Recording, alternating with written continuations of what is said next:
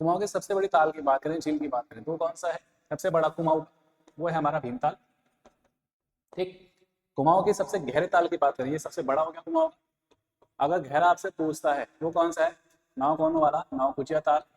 तो 6 सब्जेक्ट थे, तो 6 सब्जेक्ट का जो अंकों का योग आ जाएगा वो कितना दिया 94, यानी कितना योग आया 94 इंटू 6, तो कितना 6 24 और 6 9 54 और 2 56, तो 564, ये 6 विषयों का अंकों का योग है।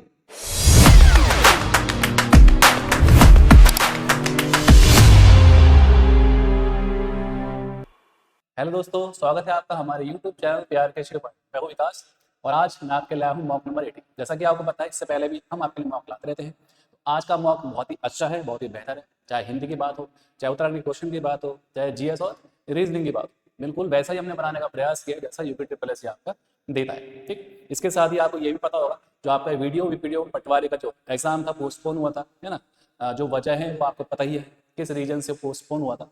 तो उसका जो संभावित महीना है, इस महीने में आयोग कराने का एक तरह से सोच रहा है, वो आपका अप्रैल है ना। तो अप्रैल महीना तो डिसाइड है। अप्रैल में पेपर कब होता है आयोग निर्धारित करेगा, वो आपको समय रहते पता चल ही जाएगा। लेकिन आपका एक्चुअल में आप काम थोड़ा बढ़ जाता है। काम क्या बढ़ जाता है? सबसे पहले तो जो भी आपने अब तक पढ़ा है ना, जो पुराने बच्चे हैं मैं उनके लिए कह रहा हूँ, जिनको कम से कम आपका 6 महीने से ज़्यादा हो गया, ये साल भर से जिनको ज़्यादा हो गया उनके लिए तो मस्ट ही है। जिन भी बच्चों ने इतना भी अब तक पढ़ा है तो उसी का आप रिवीजन करिए, है ना। ज़्यादा एक्स्ट्रा ना पढ़ते हुए अगल बगल की और बेहतर नोट्स के चक्कर में, बेहतर फैक्ट के चक्कर में ज़्यादा बुक्स ना पढ़े। जो भी आपने पढ़ा है उसका ही रिवीजन आप बार बार करिए, है ना। किसी भी पेपर को निकालने के लिए, उसमें मेरिट लिस्ट में अपना नाम लाने के लिए, यही एक तरह से जो होता है आपका रीज़न होना चाहिए। ज़्यादा से ज़्यादा आपके जो आपके नोट्स है उसको रिवीजन करें। ठीक है। बाकी उम्मीद करें खुद से, खुद पर विश्वास रखें कि जो भी आपका पेपर हो रहा है उसकी मेरिट लिस्ट में जो एक नाम होगा, एक रोल नंबर होगा, वो आपका ही होगा। ये विश्वास हमेशा आपका बना रहना चाहिए। ठीक है। चलिए इसी के साथ ही हम स्टार्ट करते हैं मॉक नंबर हमारा 18। चलिए इसमें पहला क्वेश्चन देखते हैं। हिंदी का पहला क्वेश्चन क्या है? निम्न में से कौन सा जो है कार्यालय पत्र नहीं है ना। कार्यालय पत्र कहो या सरकारी पत्र कहो या सरकारी पत्र कहो, उसका एक प्रकार नहीं है। ठीक। तो इसका 4 ऑप्शन आपके पास है। ठीक है। तो इसमें जो आंसर हो जाएगा वो हो जाएगा आपका निमंत्रण पत्र, है ना। इन्विटेशन एक तरह से जो कार्ड होता है, इन्विटेशन जो आपका लेटर होता है, भाई ये जो होता है क्या होता है, एक तरह से अनौपचारिक पत्र होता है निमंत्रण, है ना। जो हम किसी जानकार को पत्र प्रेषित करते हैं, ये किसी सरकारी पत्र व्यवहार से संबंधित तो बात है नहीं। तो सरकारी कार्यालय से संबंधित आपके या उसी उसी से मिलते जुलते पत्रों के प्रकार 3 हैं जो एक तरह से पूरी तरह से औपचारिक होते हैं। यह आपका क्या है? अनौपचारिक है। ठीक। इसका आंसर हो जाएगा आपका चौथा वाला। चलिए अगला क्वेश्चन देखते हैं। Question number second. Question number second है कि कर्मवाचक, कर्मवाचक क्रिया के उस विधान को कहते हैं जिसमें क्रिया का प्रत्यक्ष संबंध कर्म से होता है। किससे होता है? कर्म से होता है। और क्रिया में रूपांतरण किसके अनुसार होता है? ठीक। तो इसका जो आंसर है, इसका आंसर होना चाहिए, क्या होना चाहिए भाई? आंसर होना चाहिए सेकंड वाला कर्म। ठीक। आप लोगों को पता होगा वाच्य में पढ़ते हैं, है ना, वाच्य पढ़ा जाता है। वाच्य एक तरह से क्या होता है, क्रिया का ही एक तरह से बदलता हुआ रूप होता है। ऐसा बदलता रूप जब क्रिया कर्ता के अनुसार आए, या जब क्रिया कर्म के अनुसार आए, या जब क्रिया भाव के अनुसार आए, तो इन तीनों के आधार पे ही क्रिया का जो बदलता हुआ रूप होता है उसे वाच्य कहते हैं। आप लोगों ने पढ़ा होगा वाच्य कितने प्रकार के होते हैं। ठीक। वाच्य होते हैं मुख्य रूप से आपके 3 प्रकार। ठीक है। एक होता है कर्तवाच्य, एक होता है सेकंड कर्मवाच्य, तीसरा होता है भाववाच्य। क्या होता है? भाववाच्य। ठीक। जैसा कि कर्तवाच्य अपने नाम से ही बता रहा है, इसमें होता है कर्ता प्रधान। क्या होता है? कर्ता प्रधान। और कर्ता प्रधान का मतलब है कि इस वाक्य में कर्ता के अनुसार क्रिया, है ना, कर्ता के अनुसार क्रिया, कर्ता का जो लिंग वचन है वही क्रिया का लिंग वचन होता है। कर्ता का अगर लिंग पुल्लिंग है तो क्रिया का लिंग पुल्लिंग होगा, अगर स्त्रीलिंग है तो क्रिया का लिंग स्त्रीलिंग होगा, अगर कर्ता जो आपका है एक वचन में है तो क्रिया वचन में होगी, कर्ता बहुवचन में है तो क्रिया बहुवचन में होगी। ठीक है। कर्ता के अनुसार क्रिया। और इसमें जो क्रिया आती है दोनों प्रकार की आती है। कौन कौन सी? जो कर्म के अनुसार आती है आपको पता है, कर्म के अनुसार क्रिया होती है, सकर्मक होती है, दूसरी होती है अकर्मक क्रिया। दोनों प्रकार की क्रिया इसी में आती है। ठीक। अगर कर्मवाच्य की बात करें, तो कर्मवाच्य में कर्म प्रधान होता है। और इसकी एक पहचान और है कि कर्ता के बाद क्या आता है? से या द्वारा लगा। क्या होता है? से या द्वारा लगा हुआ होता है। और क्रिया जो होती है, क्रिया होती है इसमें हमेशा सकर्मक। याद है, क्रिया इसमें हमेशा क्या होती है? सकर्मक होती है, कर्मक नहीं होती। अगर भाववाच्य की बात करें तो इसमें भाव प्रधान होता है। भाव प्रधान इसका मतलब भाव के अनुसार क्रिया होती है। और क्रिया हमेशा कैसी होगी इसमें, क्रिया होती है इसमें हमेशा आपका आक्रमक, ठीक। और साथ ही साथ नकारात्मक शब्दों का प्रयोग भी होता है, नकारात्मक भाव वाले शब्दों का प्रयोग भी होता है, ठीक। तो 3 प्रकार के वाच्य हो गए, क्रिया हो गई और किसमें किसकी प्रधानता होगी वो मैंने आपको बताया, ठीक है। चलिए अगला क्वेश्चन देखेंगे, जो क्वेश्चन नंबर आपका 3, ठीक है। क्वेश्चन नंबर 3 है कि मल्हार अलापना, मल्हार अलापना मुहावरे का उचित अर्थ क्या है। पहला है अपनी ही बड़ाई करते रहना, या सेकंड व्यर्थ की आशा पर प्रसन्न रहना, या थर्ड चैन की जिंदगी कटना, या चौथा झूठी बातें उड़ाना। तो मल्हार अलापना का मतलब होता है चैन की जिंदगी कटना, ठीक, चैन की जिंदगी कटना। चलिए अगला क्वेश्चन देखेंगे, question number 4। Question number 4 question है आपका वाक्य, वाक्य चैप्टर से है। ये कह रहा है वाक्य में प्रयुक्त शब्दों में परस्पर सामंजस्य को क्या कहते हैं, है ना, परस्पर सामंजस्य को क्या कहते हैं। पदक्रम, अन्वय, उद्देश्य या विधेय, उद्देश्य या विधेय। तो इसका जो आंसर है, इसका आंसर है हमारा, ठीक है, अन्वय। इस अन्वय को अन्विति भी कहते हैं। क्या कहते हैं, अन्विति भी कहा जाता है। ये होता है क्या है मैं आपको बता दूं, ठीक है। इसका मतलब होता है क्रिया का वाक्य के अन्य पदों से जो आपका संबंध होता है। जैसे मोहन खाता है, ठीक है, यहाँ पे क्या है, मोहन खाता है। तो क्रिया कैसी है, एक वचन है, कर्ता भी क्या है, एक वचन। क्रिया क्या है, पुल्लिंग है, कर्ता भी क्या है, पुल्लिंग है। इसका मतलब ये और ये क्रिया और कर्ता एक तरह से दोनों समान है ना। इसका मतलब क्या कहेंगे हम कि क्रिया का संबंध कर्ता से है। ये एक वचन तो क्रिया भी एक वचन, और ये आपका पुल्लिंग तो क्रिया भी आपकी पुल्लिंग, तो इन दोनों के मध्य संबंध हो गया। इसी संबंध को क्या कहते हैं, अन्वय कहते हैं। दूसरा संबंध हो सकता है, ये तो आप कर्ता और क्रिया का संबंध है। दूसरा होता है कर्म और क्रिया का, जैसे मोहन द्वारा इमली खाई जाती है, मोहन द्वारा इमली खाई जाती है, ठीक है, मोहन द्वारा इमली खाई जाती है। यहाँ पे किस किसका संबंध है, क्रिया तो कॉमन रहेगी, खाई जाती है, और यहाँ पे है कर्म और क्रिया का संबंध, ठीक है, कर्म और क्रिया। क्योंकि कर्म यहाँ पे पुल्लिंग है, सॉरी, कर्म यहाँ पे स्त्रीलिंग है, क्रिया भी स्त्रीलिंग है। कर्म आपका एक वचन है, क्रिया भी क्या है, एक वचन है। तो यहाँ पे जो मेल हो रहा है वो कर्म और क्रिया का हो रहा है, ठीक है। अगर आप सोच रहे हैं कि कर्ता और क्रिया का मेल हो रहा है, तो नहीं हो रहा है। क्यों, क्योंकि ये क्या है, ये आपका पुल्लिंग है, और ये क्या है, स्त्रीलिंग है। इसका मतलब लिंग के आधार पे मेल नहीं हो रहा है, ठीक है। पुल्लिंग होता है अगर इसमें होता है कि खाया जाता है या खाता है, ऐसा कुछ होता है, ठीक है। तो कर्म क्रिया का मेल अन्वय, कर्ता क्रिया का मेल अन्वय। बाकी पद कर्म आपको पता है, वाक्य में जब भी हम पदों को रखते हैं तो सबसे पहले आपका कर्ता आता है, फिर सामान्य रूप से कर्म आता है, फिर आपका क्रिया आता है, ठीक है, क्रिया आता है। तो कर्ता कर्म क्रिया, ये जो एक तरह से पदों का क्रम है, निश्चित क्रम, इसको पदक्रम कहते हैं। उद्देश्य क्या होता है, वाक्य के 2 अंग होते हैं, एक होता है इसमें उद्देश्य, एक होता है आपका विधेय। उद्देश्य मतलब वाक्य में जिसके बारे में कुछ कहा जाता है। इसका मतलब वाक्य का जो कर्ता होता है वही उद्देश्य होता है। जैसे मोहन खाता है, तो किसके बारे में कुछ कहा जा रहा है, मतलब खाता है, ये किसके लिए कहा जा रहा है, मोहन के बारे में। तो मोहन क्या हो जाएगा, उद्देश्य हो जाएगा। उद्देश्य के अलावा वाक्य में जो कुछ बचता है उसको क्या कहते हैं, विधेय, है ना, विधेय कहते हैं। मोहन खाता है में विधेय क्या है, खाता है। मोहन को हटा दो, बचा क्या, खाता है, वो क्या होगा आपका, विधेय होगा। बाकी विधेय को सामान्य अर्थ में क्रिया के रूप में भी जानते हैं, ठीक है। इसका आंसर बाकी मैंने आपको बताया है, अन्वय होता है, ठीक। चलिए अगला क्वेश्चन देखें, क्वेश्चन नंबर 5। क्वेश्चन नंबर 5 है वर्णमाला से है कि निम्नलिखित में से कौन सा शब्द जो है प्रयत्न, प्रयत्न और उच्चारण के आधार पर व्यंजन का वर्गीकरण नहीं है, व्यंजन का वर्गीकरण नहीं है। भाई उच्छिप भी होता है आपका, ठीक है, पार्श्विक भी होता है, इसको ला इसमें आता है, पुष्प व्यंजन भी होता है जिसमें तीनों और आपका हा आता है। एक संघोष बच रहा है, आंसर क्या होगा, संघोष होगा, क्योंकि ये घोषत्व के आधार पर होता है। किसके आधार पे, घोषत्व के आधार पे होता है। एक सघोष होता है, दूसरा होता है आपका अघोष, ठीक है, सघोष कह लो या घोष कह लो, तो दूसरा होता है आपका अघोष, ठीक है, अघोष। चलिए अगला क्वेश्चन देखते हैं, question number 6। Question number 6 six question है कि तुम प्रतिदिन खाते हो, सॉरी, तुम प्रतिदिन खेलते हो। उपयुक्त वाक्य में जो प्रतिदिन है, प्रतिदिन है, कौन सा क्रिया विशेषण है, कौन सा क्रिया विशेषण है। बात क्रिया विशेषण की हो रही है, तो क्रिया विशेषण आता है आपका अविकारी शब्द, ठीक है, ऐसे शब्द जो जिनमें विकार उत्पन्न नहीं होता है, जिनमें चेंजेस नहीं होते हैं। किस आधार पे चेंजेस नहीं होते हैं, आपका लिंग वचन, लिंग वचन क्रिया और काल के आधार पे जिनमें परिवर्तन नहीं होता है। इसमें आपके 4 प्रकार के आते हैं, 4 प्रकार के अविकारी शब्द आते हैं। पहला तो क्रिया विशेषण ही हो जाएगा, ठीक। दूसरा होता है आपका संबंध बोधक, तीसरा होता है आपका समुच्चय बोधक, समुच्चय बोधक, चौथा होता है विस्मयादि बोधक शब्द, विस्मयादि बोधक शब्द, विस्मयादि बोधक शब्द। ठीक, तो जो आपके क्रिया विशेषण है उनके अर्थ के आधार पे 4 प्रकार का होता है, जैसे यहाँ पे लिखा हुआ गुण, सॉरी गुणवाचक तो नहीं होता है, स्थान है, ठीक है, काल होता है, परिमाण होता है, और एक चौथा होता है रीतिवाचक। क्या होता है? रीतिवाचक। ठीक, उनमें से आपको आंसर बताना है, तो इसका आंसर मैं डायरेक्ट आपको बता देता हूँ पहले, वो है आपका कालवाचक। कालवाचक कैसे? क्रिया पे हम क्वेश्चन करते हैं क्या खेलते हो, सॉरी कब खेलते हो, क्रिया के पहले क्वेश्चन क्या करा? कब।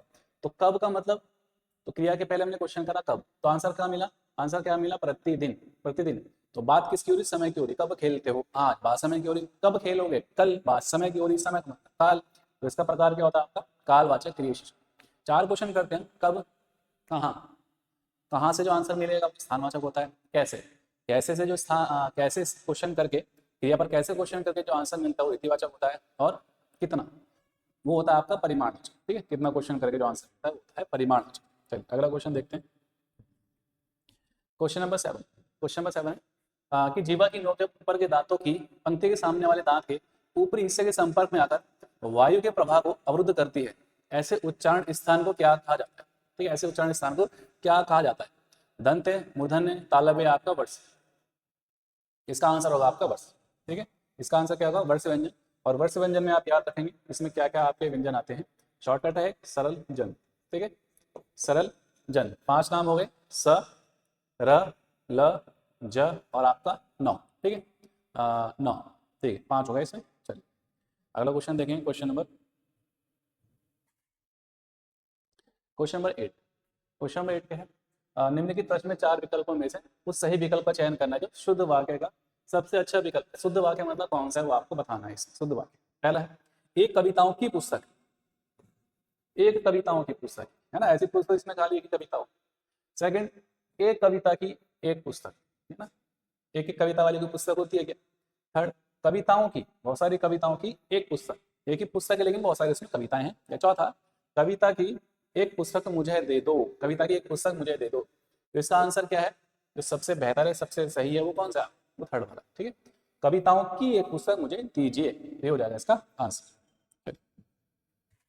क्वेश्चन नंबर देखते हैं आपका। क्वेश्चन नंबर 9 कि भाषा की सार्थक, याद रखना भाषा की सार्थक, इसका अर्थ भी हो लघुत्तम, छोटी, है ना, सबसे छोटी इकाई को किस नाम से जाना जाता है? शब्द, वर्ण, अर्थ, मात्रा। भाई मात्रा आंसर नहीं होगा, अर्थ मतलब मीनिंग ये भी नहीं होगा। जो वर्ण होता है वो आपकी सबसे छोटी इकाई तो होती है भाषा की, वर्ण या आपका ध्वनि, लेकिन सार्थक नहीं होती। सार्थक क्या होगी? सार्थक हो गया आपका शब्द, है ना, क्योंकि आपका अक्षरों से ही जुड़ के कोई शब्द बनता है और हर शब्द का एक अपना विशेष अर्थ होता है। ठीक है, इसका आंसर क्या होगा? आपका शब्द। बाकी भाषा की जो इकाइयां हैं उनका घटता हुआ क्रम में आपको बताता हूं क्या होता है। ठीक है, सबसे पहले आता है आपका वाक्य, फिर आता है आपका उपवाक्य, उपवाक्य के बाद आता है पदबंध, फिर आता है पद या शब्द, पद या शब्द, फिर आता है आपका अक्षर, और सबसे छोटी इकाई होती है आपकी वर्ण या ध्वनि। ठीक है, वर्ण या ध्वनि। अगला क्वेश्चन देखें, क्वेश्चन नंबर 10। क्वेश्चन नंबर 10 है, बिनु पग चले सुने बिनु काना, इस पंक्ति में अलंकार पहचानना। बिनु पग चले सुने बिनु काना, पंक्ति में अलंकार कौन सा है? ठीक, विभावना, भ्रांतिमान, व्यतिरेक या आपका संदेह। इसका जो आंसर है वो होना चाहिए, ठीक है, विभावना हो, है ना। यहाँ पे बिना कारण के जो क्रिया होती है, मतलब बिना पैर के चलता है, बिना कान के सुनता है, बिना कारण के क्रिया, ये विभावना होता है। इसके एक अपोजिट, जस्ट अपोजिट अलंकार होता है। अगर ऐसा होता कि पैरों के होते हुए भी ना चल पाए, कानों के होते हुए भी ना आप सुन पाए, तो कारण के रहते हुए भी जब क्रिया ना हो तो वहां पे होता है विशेषोक्ति। ठीक है, वहां पे क्या होता है?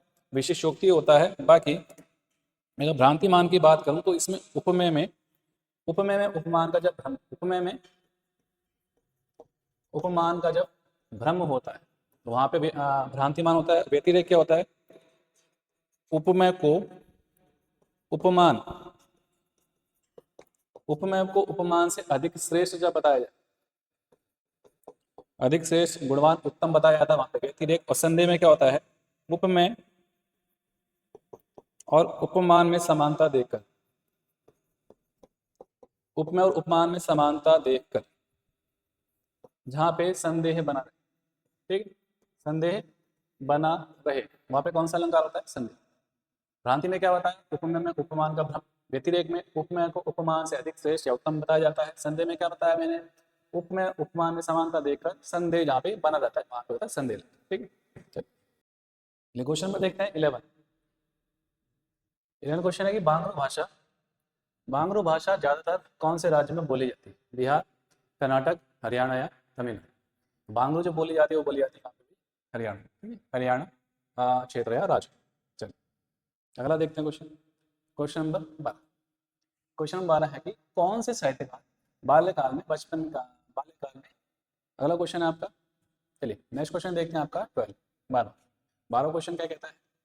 कौन से साहित्यकार बाल्यकाल में अंबर नाम से कविताएं लिखते थे? अंबर। ठीक, अभी ऐसे साहित्यकार हैं जिनके नाम के अंदर भी अंबर छुपा हुआ। ठीक है, याद करने का तरीका अंबर छुपा हुआ कौन? ऑप्शन क्या है आपके पास? हरिशंकर परसाई, पीताम्बर दत्त बड़थवाल या प्रेमचंद है या हजारी प्रसाद द्विवेदी। जैसे कि मैंने आपको बताया है अंबर, तो बात हो रही है पीताम्बर। ठीक है, पीताम्बर दत्त बड़थवाल, इनके बारे में अगर कुछ आपको और जानना है तो जैसे पीताम्बर जी का जो जन्म बात करें, जन्म कब हुआ है? इनका जन्म हुआ था आपका 1901। क्या हुआ था? पाली ग्राम लैंसडाउन। पाली ग्राम कहाँ पड़ेगा? लैंसडाउन में। ठीक है, लैंसडाउन कहाँ पड़ेगा आपका भाई? पौड़ी में। ठीक, पौड़ी में। इनकी पुस्तकों की बात करें, इनकी पुस्तकों में प्रमुख पुस्तकें आती हैं आपकी गोस्वामी तुलसीदास, पुस्तक का नाम है गोस्वामी तुलसीदास। ठीक, कॉमा रूपक रहस्य,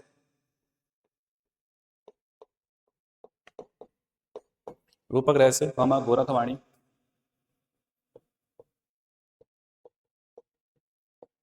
गोरखवाणी कॉमा कबीर की साथी,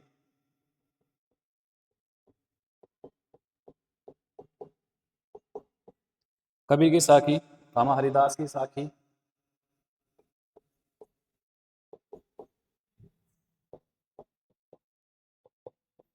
हरिदास की साखी, रैदास की साखी,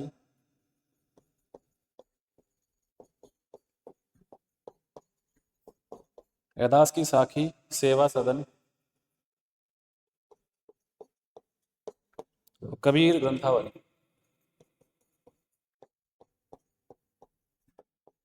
कबीर ग्रंथावली। और हिंदी में डिलीट, हिंदी में डिलीट की उपाधि प्राप्त करने वाले प्रथम शोधार्थी, उपाधि प्राप्त करने वाले प्रथम शोधार्थी। ठीक, क्या बताया मैंने? जन्म 1901, पालीग्राम लैंसडाउन, पुस्तकें गोस्वामी तुलसीदास, रूपक रहस्य, गोरखवाणी, कबीर की साखी, हरिदास की साखी, रैदास की साखी, सेवा सदन, कबीर ग्रंथावली और हिंदी में डिलीट की उपाधि प्राप्त करने वाले प्रथम शोधार्थी। ठीक, आंसर क्या बताया? Second one. चलिए अगला क्वेश्चन देखेंगे, क्वेश्चन नंबर 13। क्वेश्चन नंबर 13 है कि असंगत बताना, आपको गलत बताना है। पहला, मन्नू भंडारी देखो व्यास सम्मान मिले 2008 में, एक कहानी ये है। ठीक है, ये ठीक है।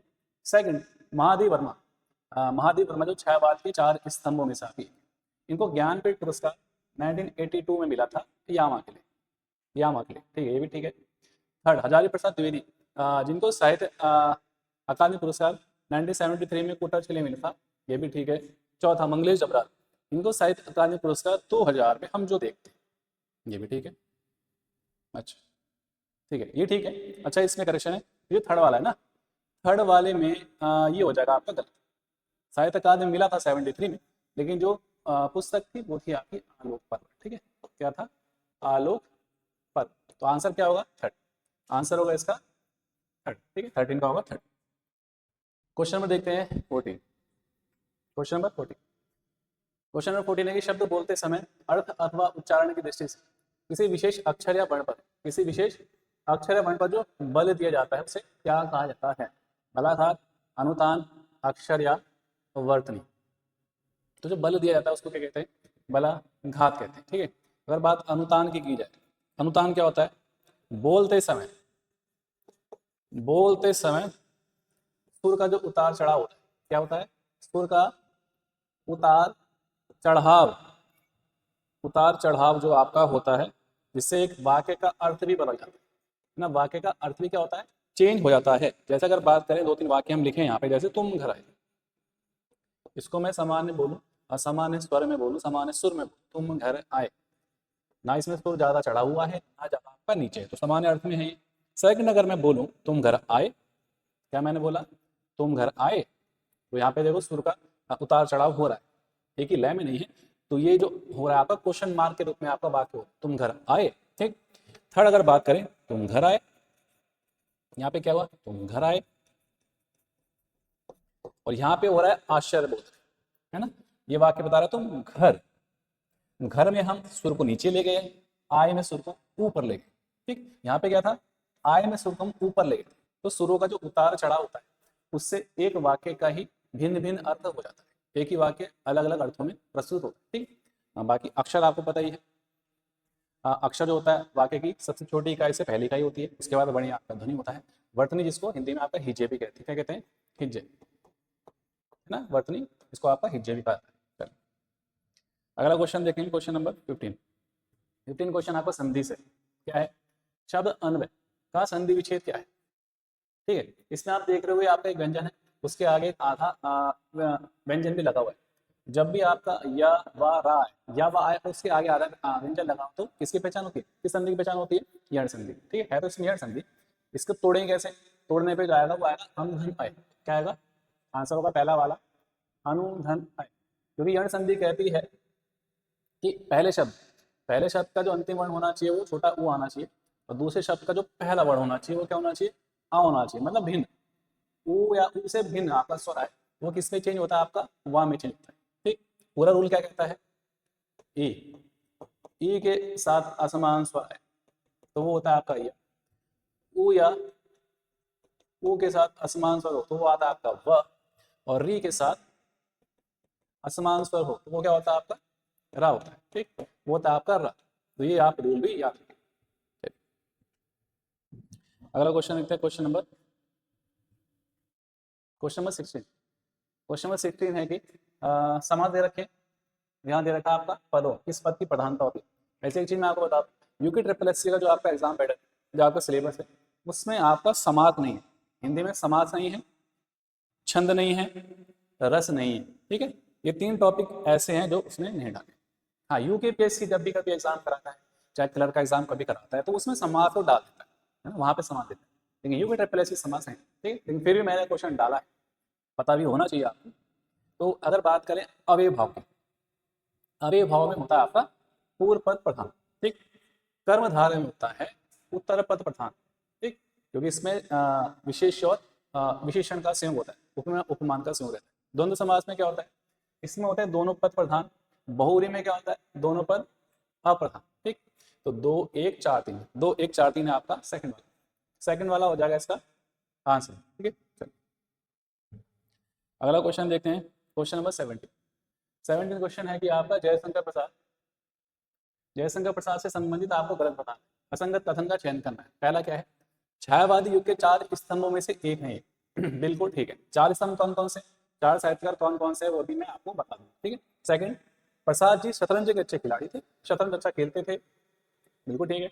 थर्ड, इनका निधन हृदयघात से हुआ था, हार्ट अटैक से हुआ था इनका निधन, ये गलत हो जाएगा, या आंसर होगा थर्ड वाला, क्योंकि इनका हृदयघात से निधन नहीं हुआ है, क्षय रोग से हुआ है। ठीक, क्षय रोग मतलब टीबी से इनका निधन हुआ था। चौथा, प्रेम पथिक जो है प्रेम कथा पर आधारित एक लघु काव्य है।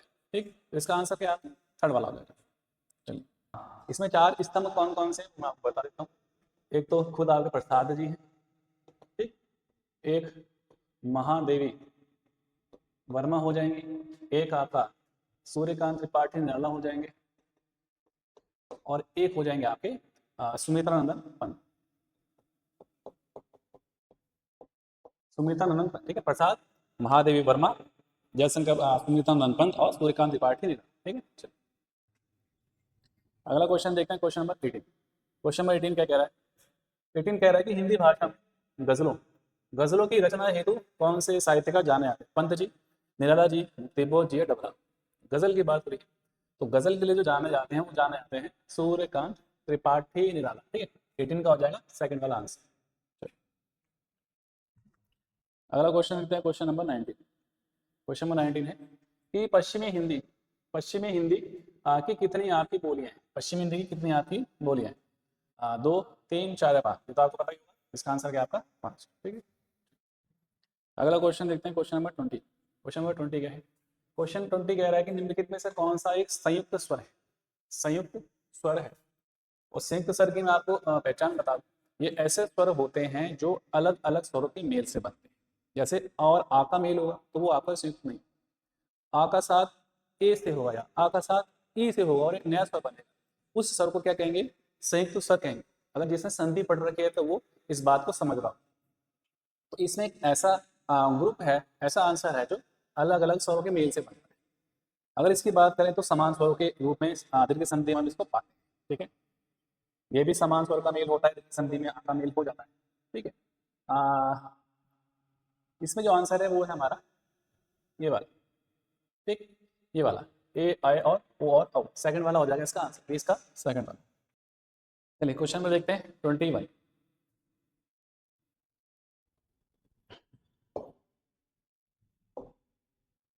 ये 21 क्वेश्चन क्या है? कि हरि प्रदर्शनी समाज सेवी विभूतियों की श्रद्धांजलि के रूप में एक लोकोत्सव है जो किस जनपद में मनाया जाता है? किस जनपद में मनाया जाता है हरि प्रदर्शनी? इसमें 2 आपके कुमाऊं के दे रखे हैं, 2 दे रखे हैं गढ़वाल। इसका जो आंसर होना चाहिए वो होना चाहिए हमारा कौन सा? अल्मोड़ा। ठीक है, क्या होना चाहिए? अल्मोड़ा, हरि प्रदर्शन। ठीक, एक मिनट, जो हरि प्रदर्शनी अल्मोड़ा का नहीं हुई, कहाँ का है? पिथौरागढ़ के। ठीक है, इसमें आंसर होना चाहिए पिथौरागढ़, ये आपका सही। चलिए अगला क्वेश्चन देखेंगे, क्वेश्चन नंबर 22। 22 क्वेश्चन है कि तेरी रियासत में तलाकशुदा दंपतियों से पुनः संबंध बनाने पर जो टैक्स ले जाता है उस टैक्स को क्या कहते हैं? ठीक है, मिलसार, भूमिकर, मांगा कर या कोई नहीं। पुनः संबंध बनाने पर लगता था आपका मिलसार। ठीक है, मिलसार। बाकी भूमिकर आपको पता ही है, अधिकांश राजाओं के शासन काल में तो राजस्व का एक तरह से स्रोत होता था, सोर्स होता था, वो भूमिकर ही था। ठीक, बाकी थर्ड हमको पता है, थर्ड क्या होता था? मांगा कर होता था, इसको एक तरह से एमरजेंसी टैक्स भी कह सकते हैं। और ये टैक्स तब लिया जाता था जब युद्ध की स्थिति होती थी। राजा का जब किसी स्थानीय नरेश से, किसी भारी राजा से युद्ध होता था, तब लोगों से, क्योंकि युद्ध में खर्चा होगा राजा, तो उस खर्चे की भरपाई के लिए पहले से टैक्स कलेक्ट किया जाता था लोगों से। उस टैक्स को क्या कहते थे? मांगा कर कहते थे। ठीक है, इसका आंसर बाकी पहला है। क्वेश्चन नंबर देखेंगे अगला 23। 23 क्वेश्चन है कि घी संक्रांति के अवसर पर वैष्णवी देवी के मंदिर में लगने वाला टोकरिया, कौन सा टोकरिया मेला किस जनपद में आयोजित किया जाता है? चंपावत, पिथौरागढ़, चमोली, आपका पौड़ी। टोकरिया मेला लगता है हमारा कहाँ पे? पिथौरागढ़। चलिए अगला क्वेश्चन देखेंगे, क्वेश्चन नंबर 24। नदी तंत्र से क्वेश्चन है। अलकनंदा की सहायक नदी जिसका उद्गम चमोली जनपद की माड़ा घाटी, जहाँ पे अलकनंदा सरस्वती का संगम होता है, वहीं पे घाटी में कुबेर पर्वत से होता है इसका उद्गम। तो कुबेर से होता है ना, कुबेर के, तो इसका आंसर क्या होना चाहिए? इसका आंसर आपका कंचनगंगा। ठीक, कंचनगंगा कैसे हो जाएगा? बाकी वीरही गंगा वाला पॉइंट हमको पता ही है, इसके टूटने से जिस क्षेत्र में वीरही गंगा वाले क्षेत्र चमोली में, वहाँ पे टूटने से लैंडस्लाइड बना था। सॉरी, वीरही गंगा वाले क्षेत्र में लैंडस्लाइड होने से आपका एक झील का निर्माण हुआ था, इसको दूरमी ताल और कोहना ताल कहते हैं।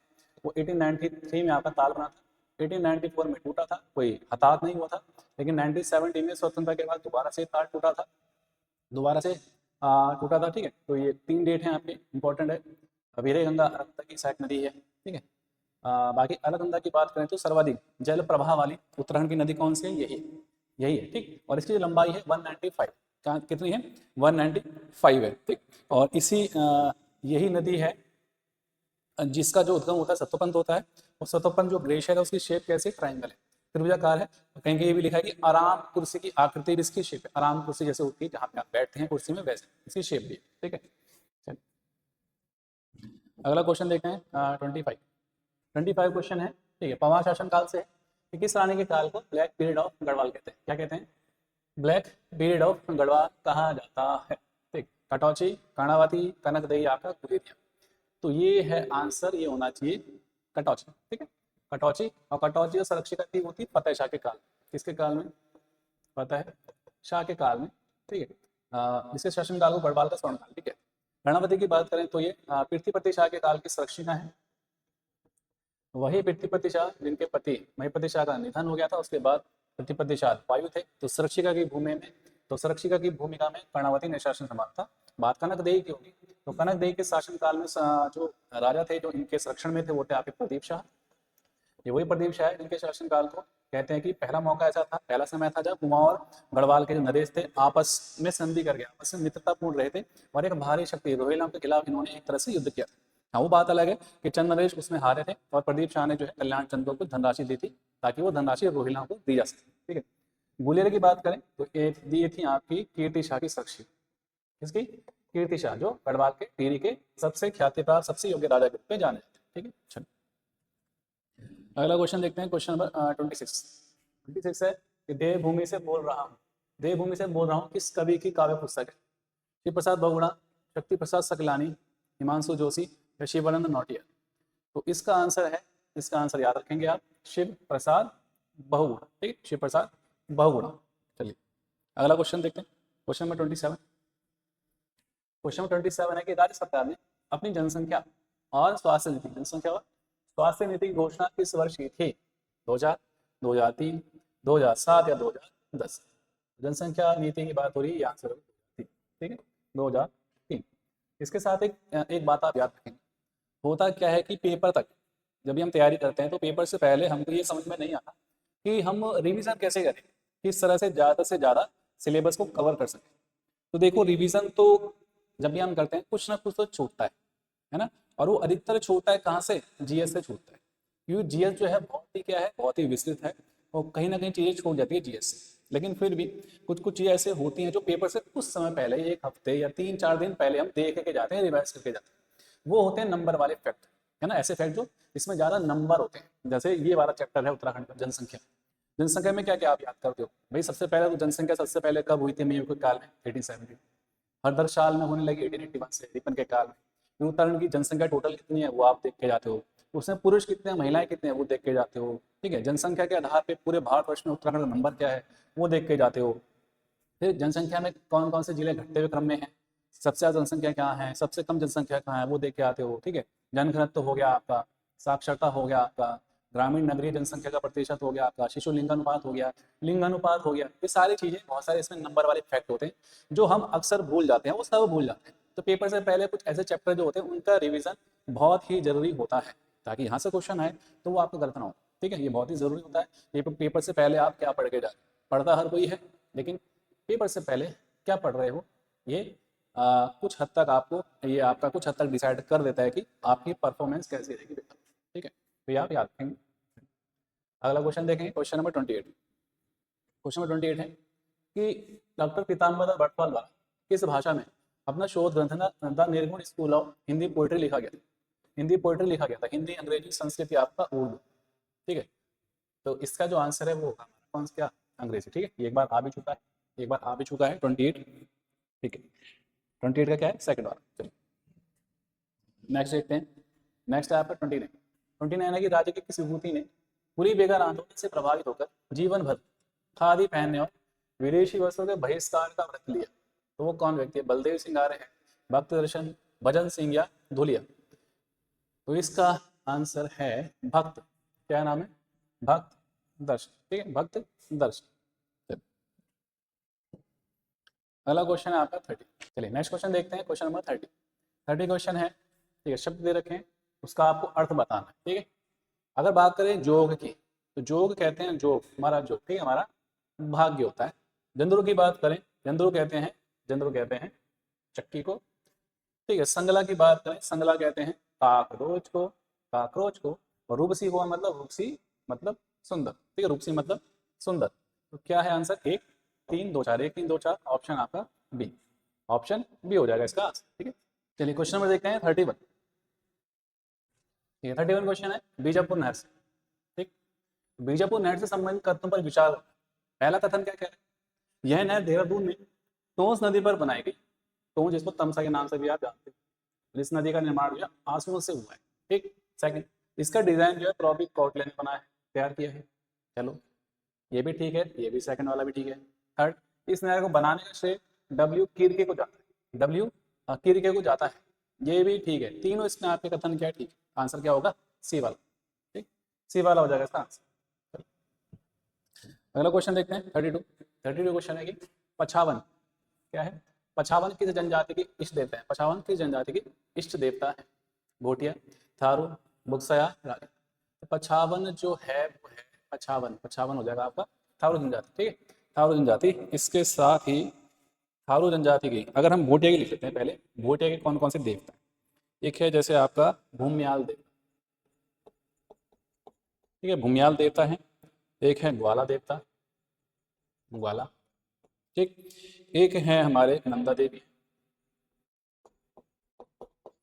बैग रैम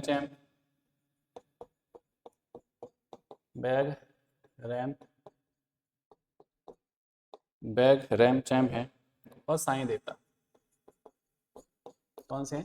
साईं देवता। ठीक। थारू की बात करें, खड़गा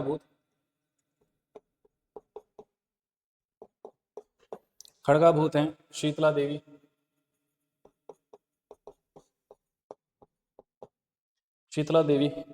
नगरियाई देवी,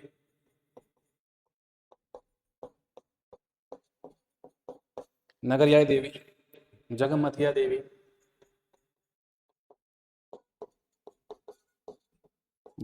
देवी, और बागेश्वरी देवी, ठीक है, बागेश्वरी देवी।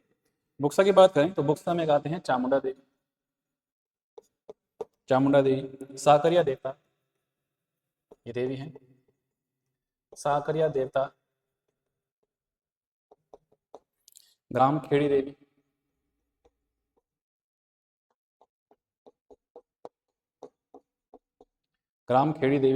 और हुलका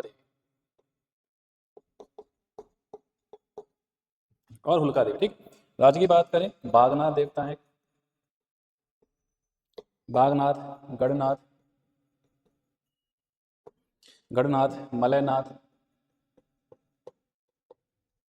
मलयनाथ, मल्लिकार्जुन,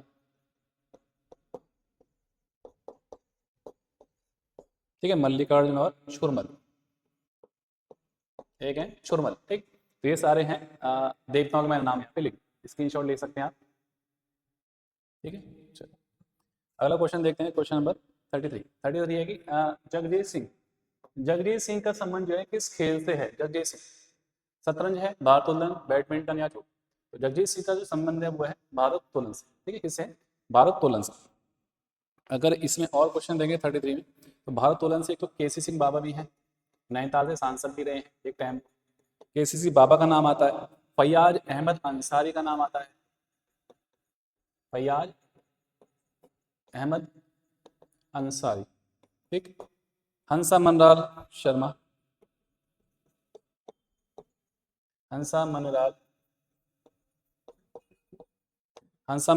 का नाम आता है, जिनको 2001 में द्रोणाचार्य पुरस्कार भी दिया गया है, और उत्तराखंड के पहले व्यक्ति हैं जिनको द्रोणाचार्य पुरस्कार दिया गया है। इनकी पुत्री का नाम है भूमिका शर्मा। क्या है? भूमिका शर्मा। और भूमिका शर्मा जो है वो बॉडी बिल्डिंग से, क्या खेल है इनका? बॉडी बिल्डिंग, ठीक है, बॉडी बिल्डिंग है इनका खेल। चलिए अगला क्वेश्चन लेते हैं, क्वेश्चन नंबर 34 क्वेश्चन है कि गब्बर सिंह नेगी जिनको 1915 में विक्टोरिया क्रॉस मिला है। उत्तराखंड में 2 लोग हैं जिनको विक्टोरिया क्रॉस मिला है, तो दरबान सिंह नेगी को 14, ठीक है, और दरबान सिंह नेगी को फेस टू वर्ल्ड युद्ध में मिला था, गब्बर सिंह नेगी को 1915 मिला था न्यू चैपल युद्ध, ठीक है, न्यू चैपल युद्ध के लिए। और ये चंबा की टिहरी के निवासी, ठीक है। इनकी पत्नी का नाम पूछ रहा है, भागीरथी, विनय लक्ष्मी, सतुरी देवी कोई। इनकी जो पत्नी है वो है हमारे कौन सी? सतुरी देवी। वीरलक्ष्मी की बात करें तो ये आपकी श्रीदेव सुमन की पत्नी, इसकी श्रीदेव सुमन जो टिहरी राजा के खिलाफ आंदोलन अनशन किया था, 84 दिन की भूख हड़ताल के बाद 25 जुलाई 1944 में जिनका निधन था। बाकी भागीरथी देवी का संबंध भी स्वतंत्रता आंदोलनकारियों में है, ठीक है। इसका आंसर क्या है? थर्ड वाला। नेक्स्ट क्वेश्चन देखिए, क्वेश्चन नंबर 35 में आपको संस्थान दे रखे हैं और साथ ही साथ इसका स्थान दे रखा कि वो कहाँ है। बात करें जड़ी बूटी शोध एवं विकास संस्थान आपको गोपेश्वर में, चमड़ी गोपेश्वर। वन एवं पंचायत प्रशिक्षण अकादमी, ये देहरादून में, ये हल्द्वानी में, उत्तराखंड प्रशासनिक प्रशिक्षण अकादमी, ये कहाँ है? देहरादून में है। चौथा, राष्ट्रीय हड्डी विकलांगता संस्थान, ये कहाँ का? नैनीताल, ठीक। इसका आंसर क्या होगा? 1 3 2 4, 1 3 2 4। चलिए अगला क्वेश्चन लेते हैं, क्वेश्चन नंबर 35, ठीक है। आपको संस्थान दे रखे हैं और वो संस्थान कहाँ पे, उसका स्थान दे। पहले की बात करें, जड़ी बूटी शोध एवं विकास संस्थान, ये गोपेश्वर में, चमोली के गोपेश्वर। वन एवं पंचायत प्रशिक्षण अकादमी, ये कहाँ है, हल्द्वानी हो जाएगा। उत्तराखंड प्रशासनिक प्रशिक्षण अकादमी, ये कहाँ है, नैनीताल में है। और राष्ट्रीय हड्डी विकलांगता संस्थान का है, ये है देहरादून। ठीक, ये है देहरादून। 1-3-2-4, 1-3-2-4 और 1-3-4-2, 1-3-4। आंसर होगा सेकंड बार, आंसर हो जाएगा इसका सेकंड। क्वेश्चन नंबर देखेंगे 36 क्वेश्चन है कि भारतीय वन अनुसंधान संस्थान के वास्तुकार कौन है, Bloomfield, William Lutyens, James room या आपका वही नहीं। तो इसके जो वास्तुकार है वो क्या है, आपके ब्लूमफील्ड है। ठीक है, ब्लूमफील्ड है। बाकी और मैं आपको चीजें बताता हूँ इसकी, जैसे स्थापना अगर आपसे पूछ ले, भारतीय वन अनुसंधान संस्थान की स्थापना हुई थी 1864 में। और प्रथम महानिरीक्षक जो इसके थे, प्रथम महानिरीक्षक वो कौन थे, आपके डिट्रिच ब्रैंडिस। डिट्रिच ब्रैंडिस, ठीक है, डिट्रिच ब्रैंडिस। 1884 में इसका नाम हुआ था इंपीरियल फॉरेस्ट। क्या हुआ था, इंपीरियल फॉरेस्ट। इंपीरियल फॉरेस्ट हुआ था। और 1906 में इसका नाम हुआ था इंपीरियल वन अनुसंधान।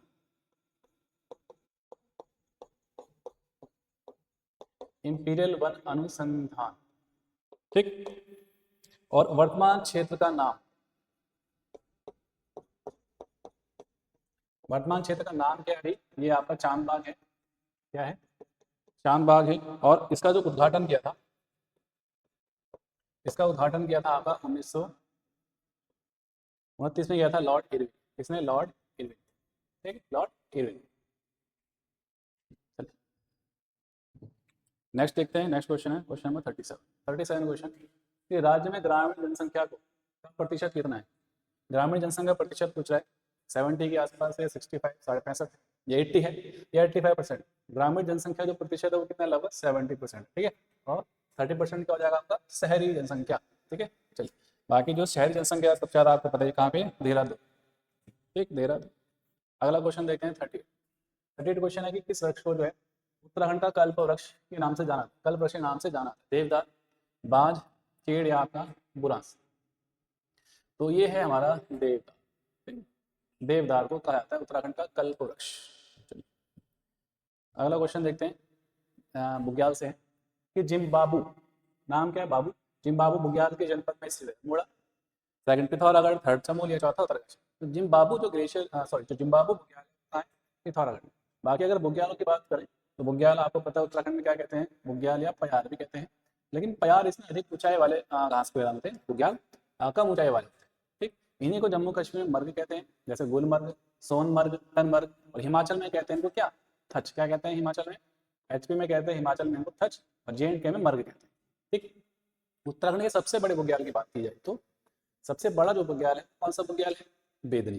कौन सा है, बेदनी बुग्याल। ठीक है, बेदनी बुग्याल जो आपका कहाँ है, चमोली में। चमोली में ऐसा कौन सा बुग्याल है जहाँ से हिमालय का भव्य दर्शन होता है, हिमालय का सबसे सुंदर दर्शन होता है यहीं से। ठीक, तो वो है आपका बगजी। कौन सा, बगजी। और यही पड़ता है चमोली में। कहाँ पड़ता है, चमोली में। ठीक, एक बुग्याल ऐसा है जो जो बद्रीनाथ मंदिर के चारों ओर फैला हुआ है। कौन सा बुग्याल, बद्रीनाथ मंदिर के चारों ओर फैला बुग्याल आपका कैला। कौन सा, कैला। ठीक है, कैला बुग्याल। एक बुग्याल की बात करूँ, दयारा बुग्याल है, दयारा बुग्याल। ठीक, तो कहाँ पे दयारा बुग्याल, पहला फैक्ट है उत्तरकाशी में है। ठीक है, चंद्रप्रभा ऐतवाल ने इसकी खोज की है, खोज करता ये है। यहाँ पे उत्सव होता है जिसका नाम है अंडूडी उत्सव। अंडूडी उत्सव, इसे मक्खन की होली के नाम से भी जाना जाता है। क्या कहते हैं, मक्खन या मक्खन। मक्खन की होली के नाम से जाना जाता है। और ये किससे संबंधित है, कृष्ण भगवान से संबंधित। ठीक है, इससे कृष्ण भगवान से संबंधित है। और इस उत्सव को जब प्रारंभ किया था वो किया था चंदन सिंह राणा। किसने, चंदन सिंह राणा ने प्रारंभ। ठीक, चलिए क्वेश्चन नंबर देखेंगे 40। क्वेश्चन नंबर 40 की रवाई का परगना टिहरी राज्य में कब शामिल किया गया, रवाई टिहरी राज्य में कब शामिल किया गया, 1820, 24, 30 या 35। तो ये शामिल किया गया था 1824। ठीक है, 1824 24। चलिए क्वेश्चन नंबर देखते हैं 41।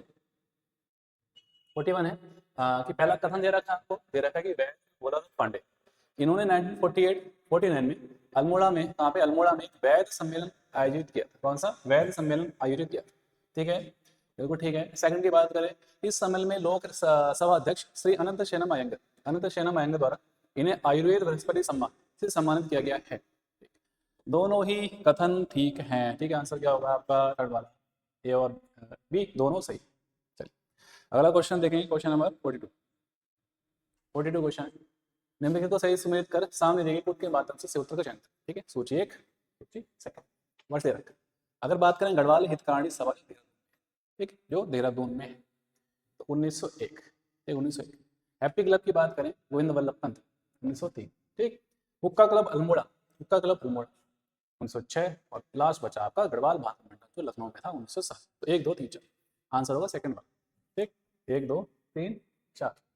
चलिए अगला क्वेश्चन देखते हैं, क्वेश्चन नंबर 43 क्वेश्चन है कि सिद्धमत्ता व तपेड़ा, सिद्धमत्ता व तपेड़ा किस एक क्षेत्र के प्राचीन नाम है? प्राचीन नाम, इच्छा, खटीमा, रुद्रपुरिया, नानकमत्ता साहिब।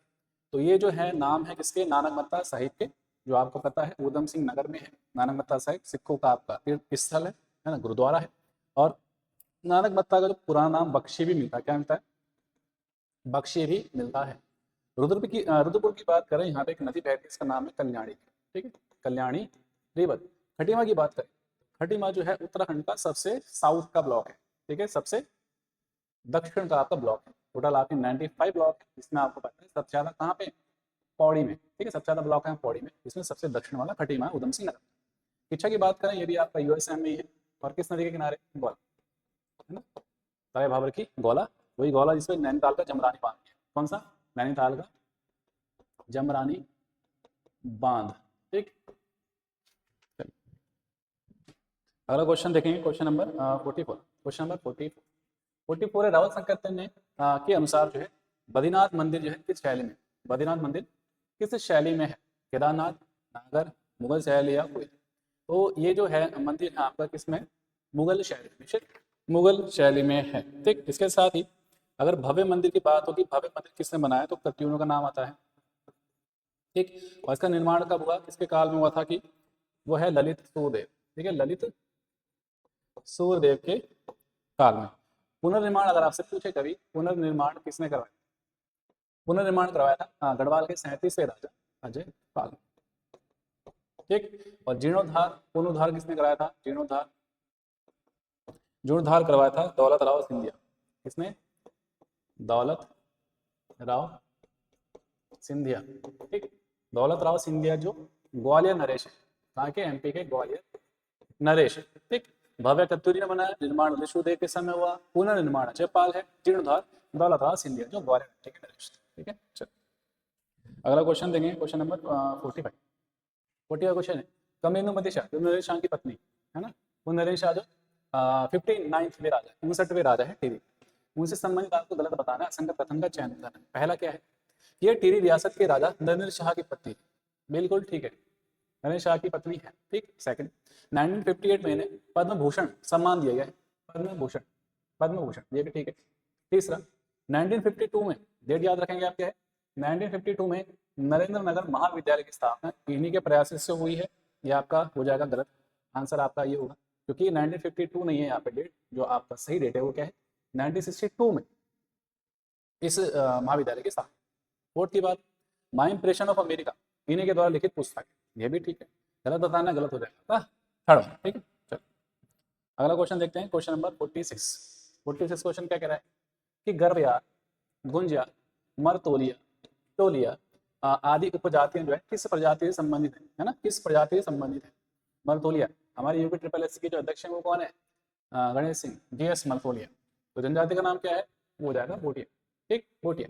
इसके साथ ही एक पॉइंट आप याद रखेंगे कि जनसंख्या के अनुसार आपको अगर पूछे कभी, तो उत्तराखंड में जो जनजातियां पाई जाती है, चाहे जौनसारी हो, चाहे थारू हो, चाहे भोटिया हो, चाहे बुक्सा हो, चाहे राजा हो, जनसंख्या के अनुसार इनका घटता हुआ क्रम क्या है? तो सबसे अधिक जनसंख्या किसकी है? थारू, सेकंड नंबर पे जौनसारी, फिर आते हैं हमारे बोक्सा, फिर आते हैं भोटिया, फिर आते हैं रांची।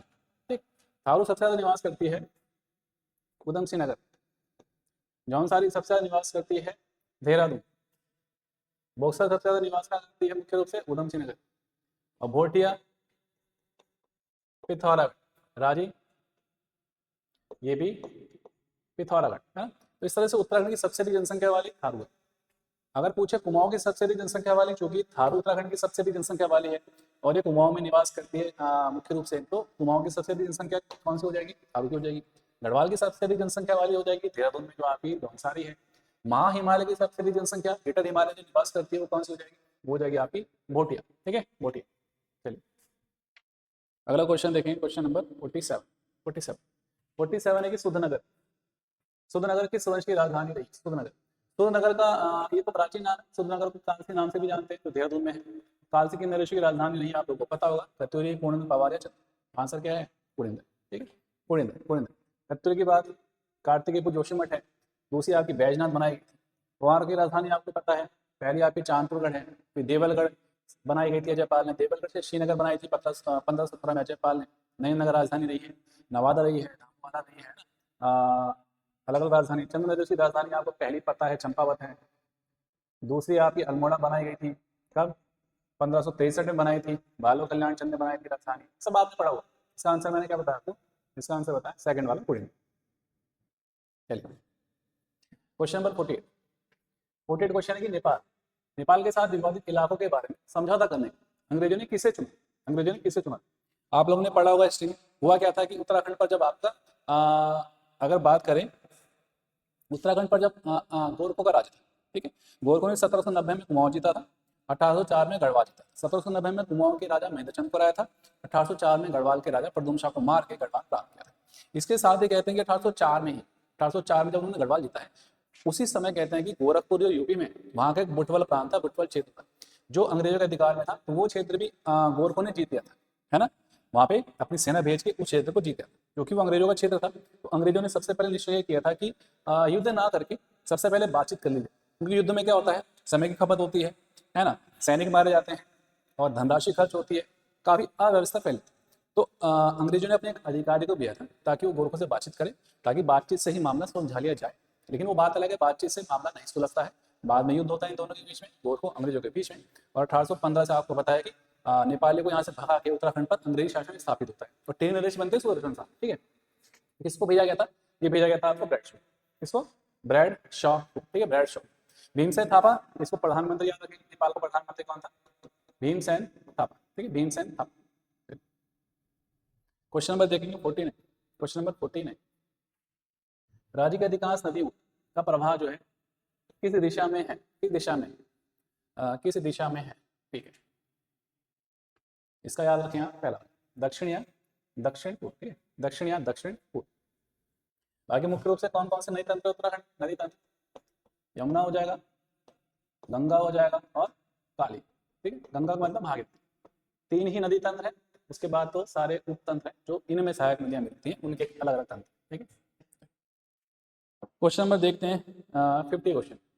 50 क्वेश्चन क्या है? 50 क्वेश्चन है कि किस पत्रिका में अल्मोड़ा की विष्णु देवी शाह को कुमाऊं स्वतंत्रता संग्राम में अग्रणी भूमिका वाली महिला बताई? अग्रणी भूमिका वाली महिला बताया गया? अमृत बाजार पत्रिका, ईगल, पूर्वांचल या स्वर्ग भूमि। तो इसका आंसर आपका पहला वाला। ठीक है, अमृत बाजार पत्रिका, अमृत बाजार पत्रिका। चलिए क्वेश्चन नंबर देखते हैं 51। 15 क्वेश्चन है। पहला कथन दे रखा है कि मसूरी में आयोजित पर्वतीय जन विकास सम्मेलन 24-25 जुलाई 1979 को उत्तराखंड क्रांति दल का गठन। ठीक है, कारण क्या है? उत्तराखंड क्रांति दल का चुनाव चिन्ह कुर्सी था। ठीक है, कुर्सी था, दोनों ठीक है, दोनों ठीक है। और उस समय की बात हो रही है जब उत्तराखंड क्रांति दल का गठन हुआ। ठीक है, बीच में कुछ विवाद हुआ था, लेकिन कुर्सी इसका चुनाव चिन्ह है। तो दोनों तो ठीक है, लेकिन ये इसकी व्याख्या थोड़ी करता है। कुर्सी चुनाव चिन्ह था इसलिए इस दल का गठन थोड़ी हुआ था, व्याख्या नहीं कर रहे हैं, दोनों अलग अलग फैक्ट हैं। तो आंसर होगा बी वाला। ए तथा आर दोनों सही है और आर एक ही सही व्याख्या नहीं करता। ठीक है, अगला क्वेश्चन देखते हैं, क्वेश्चन नंबर 52। 52 क्वेश्चन है कि राज्य के प्रथम नगर निगम के रूप में देहरादून नगर निगम की स्थापना कब हुई?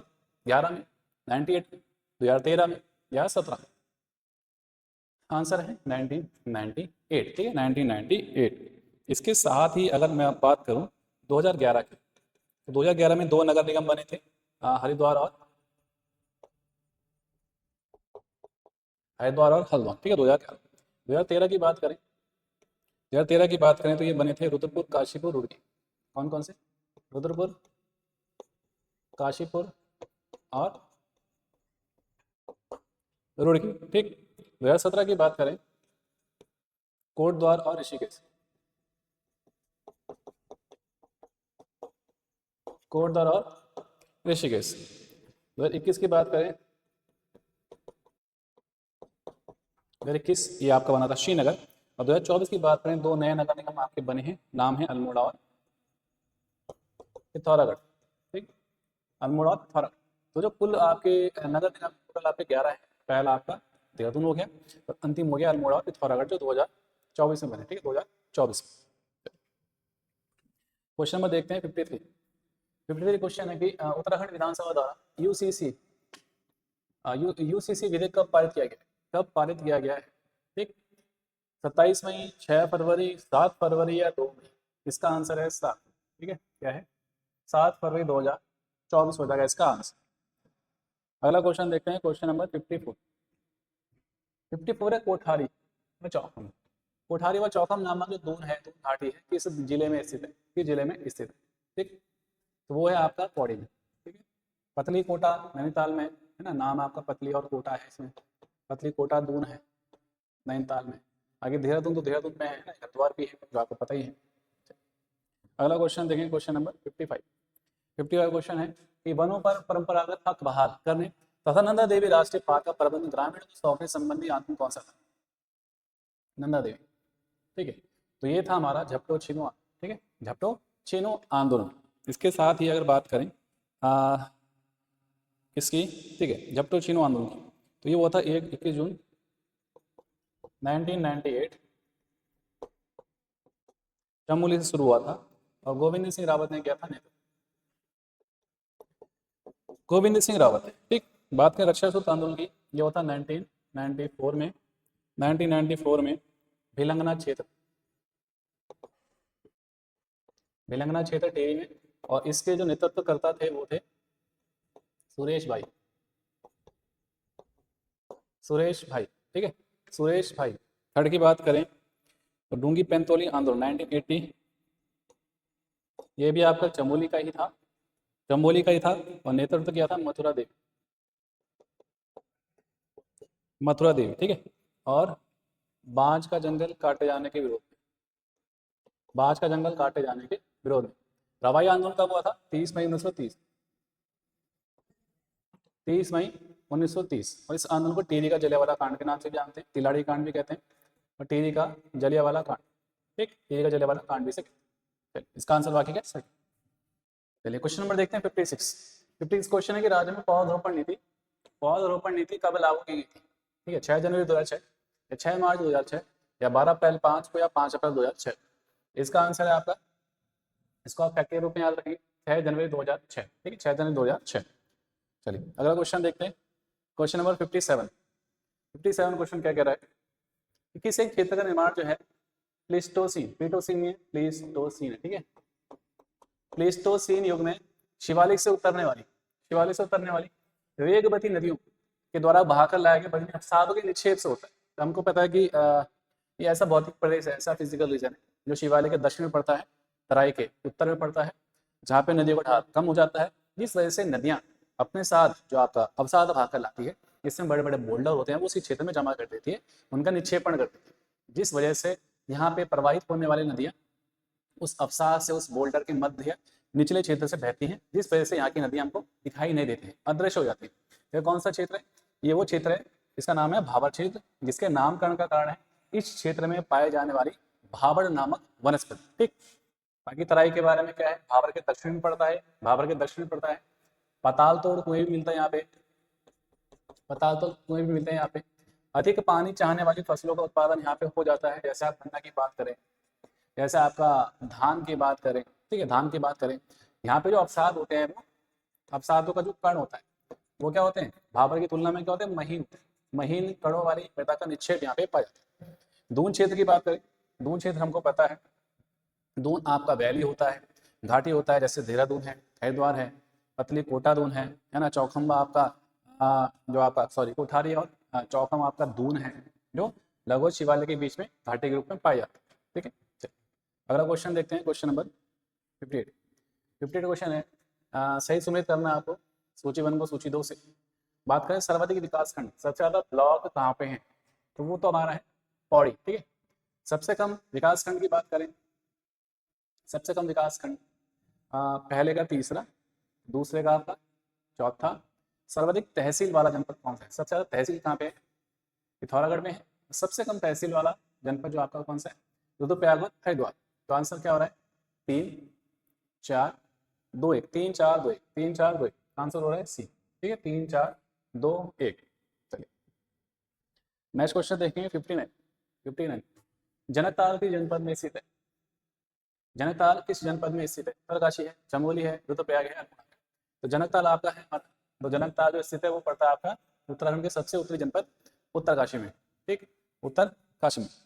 बाकी जितने भी आपके कुमाऊं गढ़वाल के ताल हैं, वहाँ से क्वेश्चन आते रहते हैं। अगर बात करें कुमाऊं के सबसे बड़ी ताल की बात करें, झील की बात करें, तो कौन सा है सबसे बड़ा कुमाऊं, वो है हमारा भीमताल।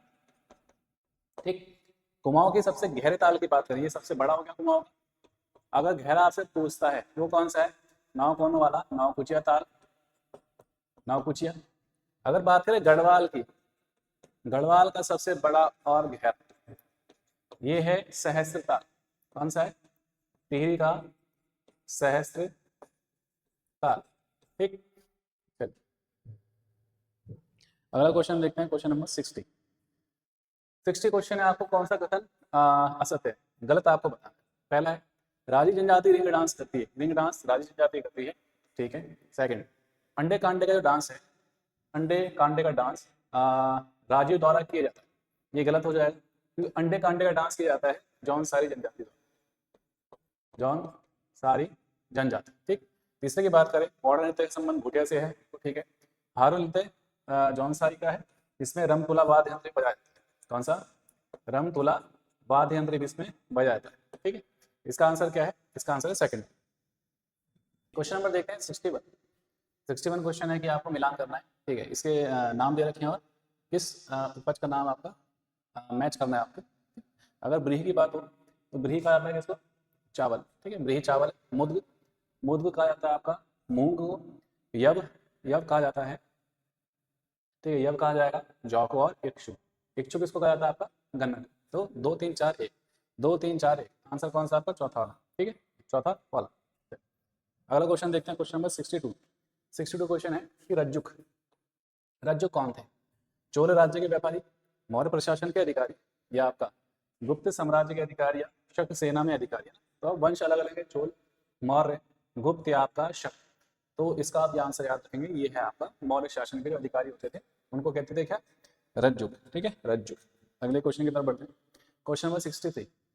63 भी आपका मौर्य प्रशासन से, मौर्य काल से ही कि वर्तमान नगर पालिका प्रशासन का कौन सा ऐसा जो कार्य है मौर्य काल से जारी है, मतलब अब तक वो हो रहा है, ऐसा कार्य कौन सा। पहला नाप तौल के बाटों का निरीक्षण, या वस्तुओं की कीमतें निर्धारित करना, तीसरा जन्म एवं मृत्यु का पंजीकरण, चौथा शिल्पकारों का संरक्षण। तो वो जो कार्य अब तक जारी है मौर्य काल से लेके, वो है आपका जन्म एवं मृत्यु का जो पंजीकरण होता है, रजिस्ट्रेशन जो होता है, वो हो जाएगा आंसर। चलिए अगला क्वेश्चन देखते हैं 64। 64 क्वेश्चन है कि इनमें से कौन सा चंदेल शासक, चंदेल शासक महमूद गजनबी से पराजित नहीं हुआ, है ना, इनसे पराजित नहीं हुआ। धन, विद्याधर, जय शक्ति या डन, तो वो है हमारे कौन से, विद्याधर। ठीक है, विद्याधर। इनका शासनकाल जो हमको मिलता है 1003 से लेके 1035। चंदेल शासक थे और इनका क्षेत्र था बुंदेलखंड। कहाँ था, बुंदेलखंड क्षेत्र। इसको जैजाक भुक्ति भी कहते हैं, जैजाक भुक्ति में इनका शासन। ठीक है, बुंदेलखंड या जैजाक भुक्ति। अगला क्वेश्चन देखते हैं 65। 65 क्वेश्चन है कि वह प्रथम मुस्लिम शासक कौन था, इसने शासन के सिद्धांत को राजाओं के ईश्वरीय अधिकार सिद्धांत के समान प्रतिपादित किया था। ऐबक, इल्तुतमिश, बलबन या अलाउद्दीन। तो इसका है ईश्वरीय अधिकार वाला, ये हो जाएगा आपका बलबन। ठीक है, बलबन के बारे में क्या है, ये सारे आपके तीनों जो आपके ऊपर के हैं, ऐबक, इल्तुतमिश, बलबन सारे गुलाम वंश के हैं, जबकि अलाउद्दीन जो है आपका वो खिलजी वंश का है।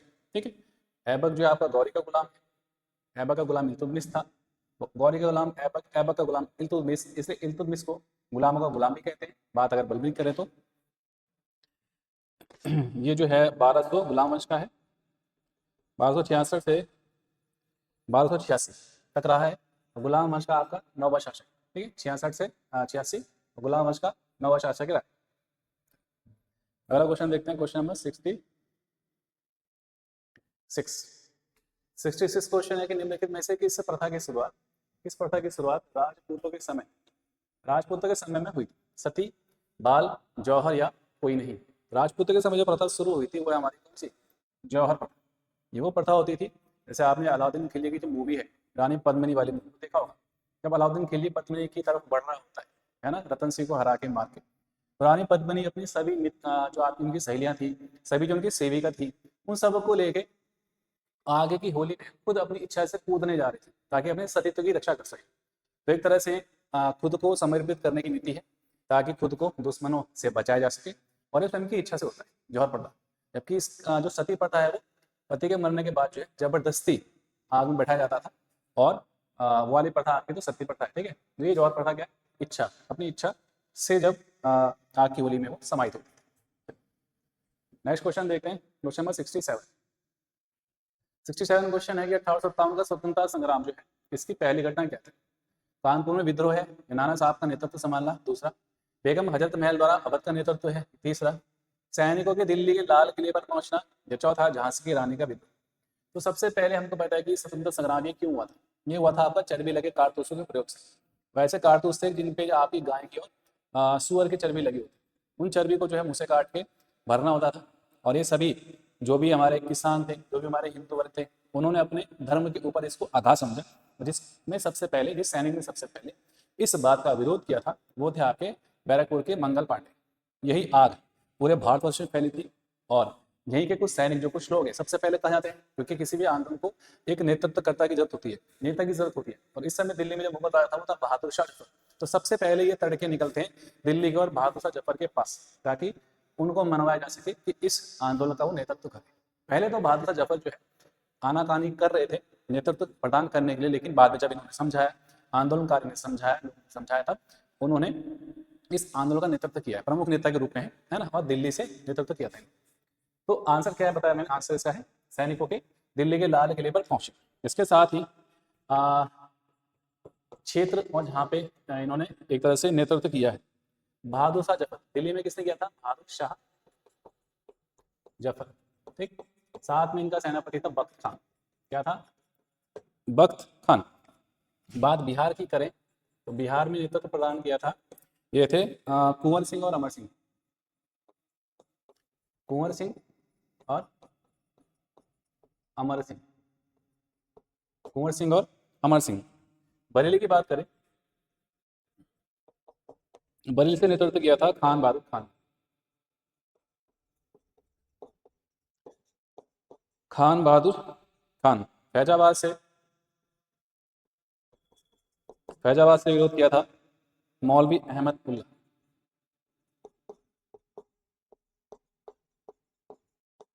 मौलवी अहमद उल्लाह। मेरठ की बात करें, मेरठ में थे आपके कदम सिंह। कौन थे? कदम सिंह। एक असम भी याद रखेंगे, असम में थे मनी राम। किसने नेतृत्व किया था यहाँ पे? मनी राम। ठीक, मनी राम। बाकी इसका आंसर मैंने आपको बता दिया, थर्ड। अगला क्वेश्चन देखते हैं, क्वेश्चन नंबर 68 क्वेश्चन। ठीक है, पत्र से संबंधित क्वेश्चन।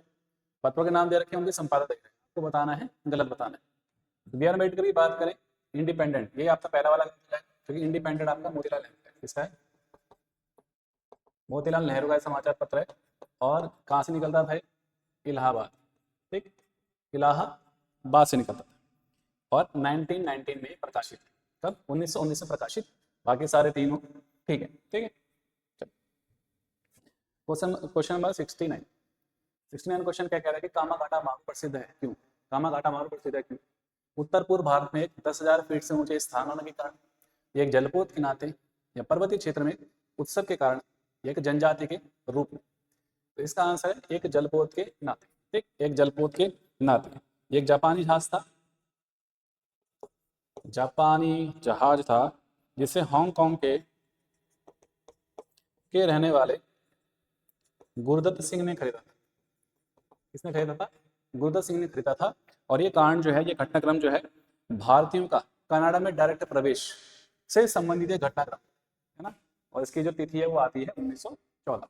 अगर तिथि बात करें कामागाटा प्रकरण कब हुआ था, तो वो डेट है 1914। ठीक है, 1914। क्वेश्चन नंबर देखते हैं 70। ठीक है, पहाड़ी दे रखी है और सामने दे रखे हैं क्षेत्र। ठीक है, सामने है आपका क्षेत्र। कौन सा सही सुमित बताना है। सही आपका कौन सा? कार्डमम पहाड़ियाँ। कार्डमम पहाड़ियाँ कोरोमंडल तट, मतलब पूर्वी तट की बात हो रही है। ये पश्चिमी घाट में पड़ेगा, पश्चिमी घाट के आपका केरला वाले पहाड़। ठीक, मैसूर की पहाड़ी की बात, सॉरी कैमूर की पहाड़ी की बात करें तो ये आपका कोंकण तट नहीं है, क्योंकि ये जो कैमूर की पहाड़ियाँ हैं ये जो है विंध्याचल पर्वत श्रेणी का पूर्वी हिस्सा है। किसका? विंध्याचल पर्वत श्रेणी का पूर्वी हिस्सा है ना।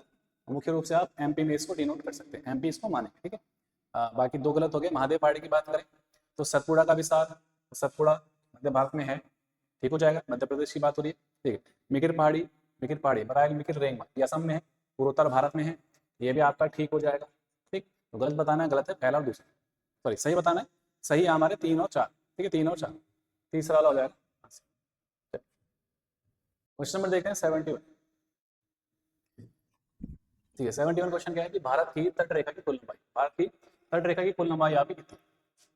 3,500 किलोमीटर, 800, 6,000 या 7,500 किलोमीटर। तो अगर आंसर की बात करें यहाँ पे तो ये तो हो जाएगा 7,500 किलोमीटर, वैसे 7,516.6 किलोमीटर। लेकिन अभी भारत की संशोधित तटीय लंबाई आ चुकी है, वो आप याद रखेंगे, बहुत इंपॉर्टेंट है। अगर बात करें जो नई आपकी तट रेखा है वो कौन सी है, नई तट रेखा की लंबाई, ठीक, वो है 11,098, 11,098.81 किलोमीटर। कितना? 81 किलोमीटर। ठीक है, इसमें मुख्य भूमि और द्वीप सम्मिलित है, मुख्य भूमि प्लस द्वीप इसमें सम्मिलित है। जिसमें से सर्वाधिक तट रेखा वाला राज्य आपको पता ही है कौन सा है, गुजरात। सर्वाधिक तट रेखा वाला राज्य कौन सा है? गुजरात। ठीक, तो नहीं याद रखेंगे आप 11,098.81 किलोमीटर। ठीक, अगला क्वेश्चन 72 कि कौन सी श्रेणी यमुना और सोन के मध्य जल विभाजक का कार्य करती है? भांडेर, कैमूर, मैकाल या बघेल। तो जो जल विभाजक का काम करती है वो करती है हमारी कौन सी? कैमूर पहाड़ी। ठीक है, कैमूर पहाड़ी। क्वेश्चन नंबर 73 है कि निम्नलिखित में से कौन सी ब्रह्मपुत्र की सहायक नदी है? ब्रह्मपुत्र की आपकी ट्रिब्यूटरी आपको बतानी है, दिबांग है, कामेंग, कामेंग। ठीक है, कामेंग मान के इसको चलो, कामेंग, लोहित, तीनों सहायक नदियां। चौथा आंसर इसका हो जाएगा। अन्य सहायक नदियों की अगर बात करें, अगर बाई सहायक नदियों की बात करें, बाईनी तरफ की 73, तो धनसिरी और कपिली, धनसिरी और कपिली। ठीक, बाकी दाहिनी सहायक की बात करें, दाई ओर से दाहिनी सहायक की बात करें तो सुबनसिरी,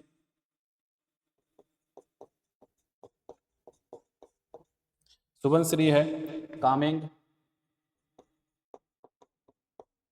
कामेंग, संकोश, तिस्ता,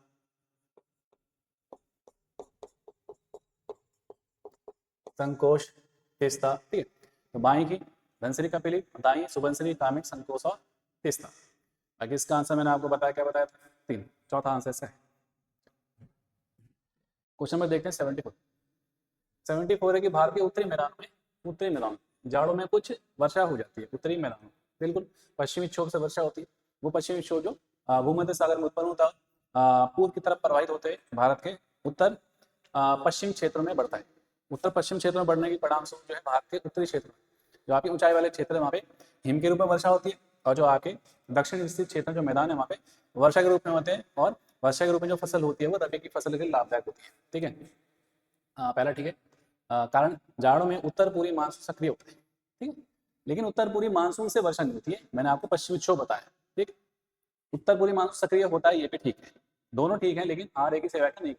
ठीक, आर एक ही सही व्याख्या नहीं करता है, ये हो जाएगा आंसर, क्योंकि जो उत्तर पूर्वी मानसून है वो भारत के उत्तरी मैदान में नहीं बल्कि कोरोमंडल तट में, बंगाल की खाड़ी से कोरोमंडल तट पर वर्षा घटा है तमिलनाडु में और कावेरी नदी घाटी में। ठीक है, चलिए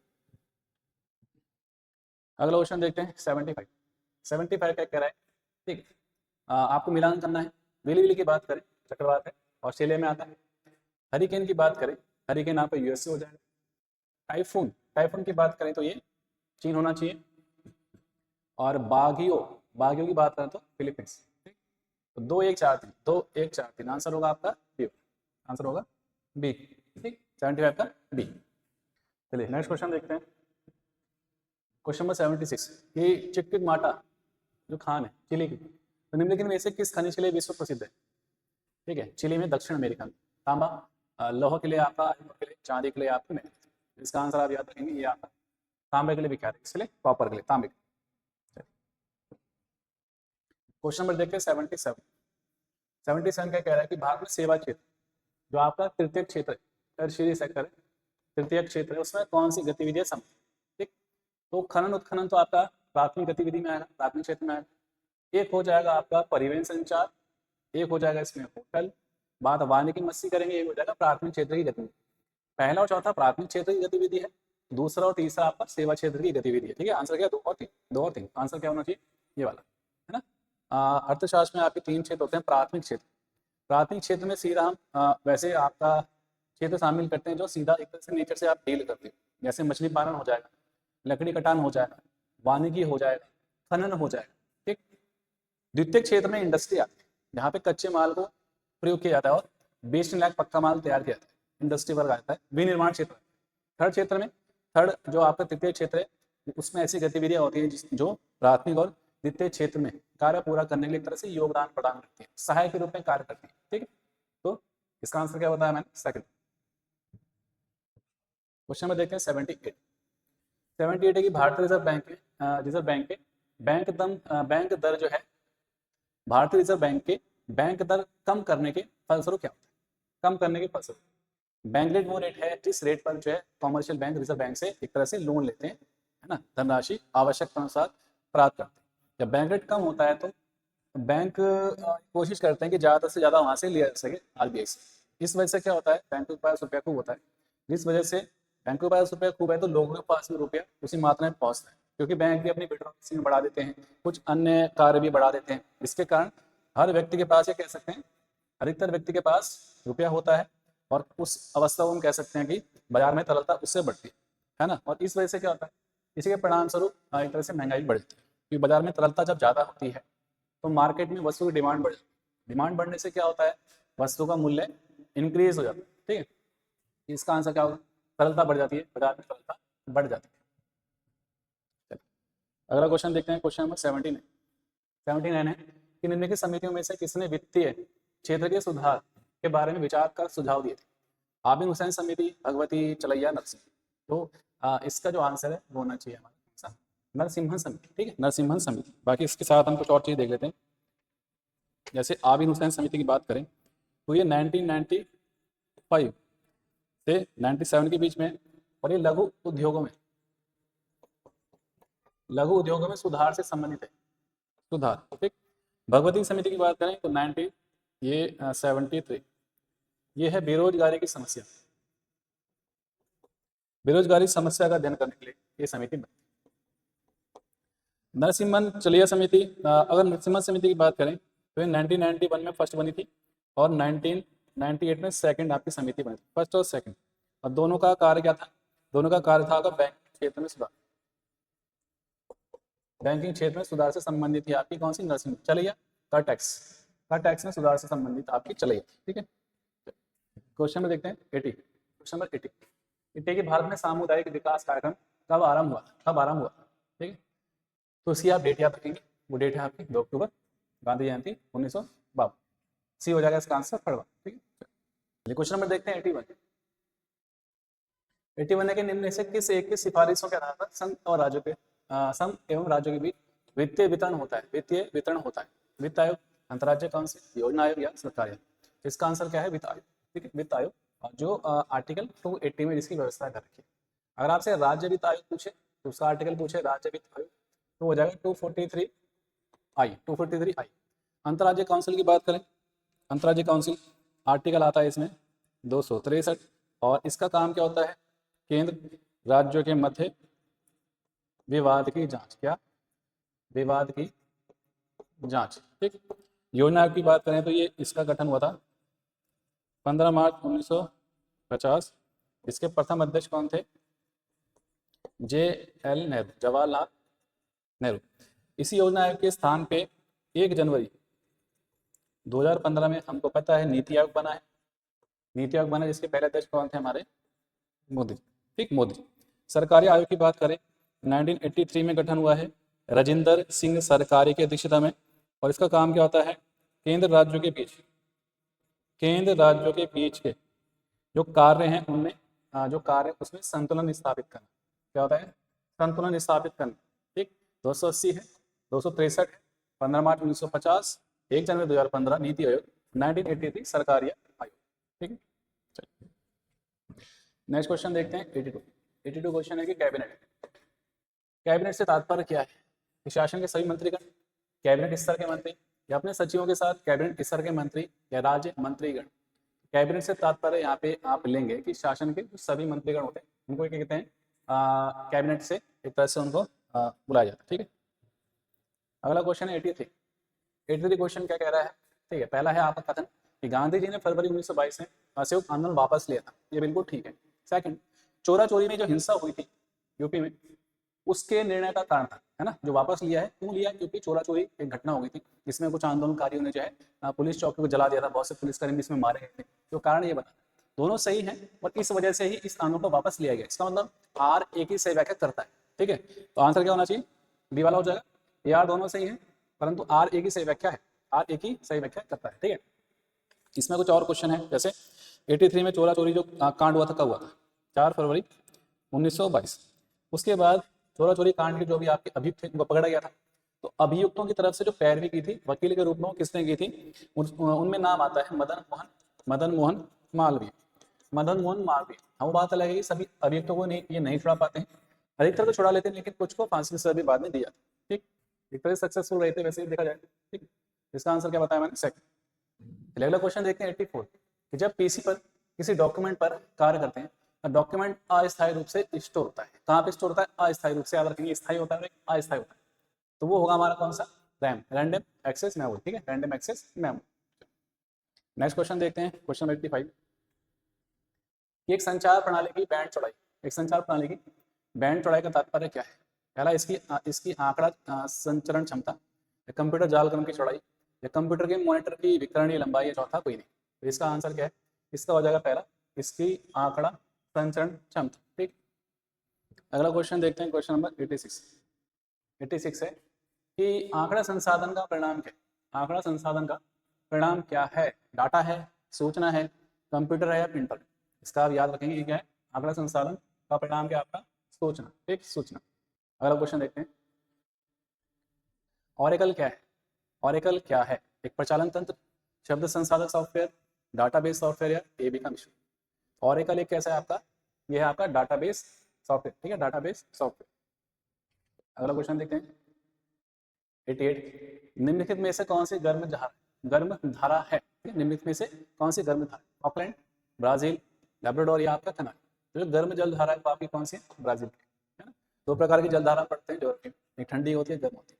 गर्म जलधारा वो होती है जिसका प्रवाह मार्ग भूमध्य रेखा से ध्रुवों की तरह होता है, क्योंकि भूमध्य रेखा उष्णकटिबंधीय क्षेत्र में पड़ता है, तो उस क्षेत्र में स्थित सागरीय जल का टेम्परेचर ज्यादा होता है, तो वहाँ का जो सागरीय जल का जो ऊपरी आपका भाग होता है वही क्या होता है, गर्म होता है। तो जलधारा जो चलती है लो प्रेशर और हाई प्रेशर जोन बनने के कारण वो कहाँ से कहाँ चलेगी, गर्म वाली चलती है कौन सी, भूमध्य सागर से ध्रुव, और ठंडी वाली कहाँ से कहाँ चलती है, ध्रुवों से भूमध्य सागर की तरफ, ठीक है।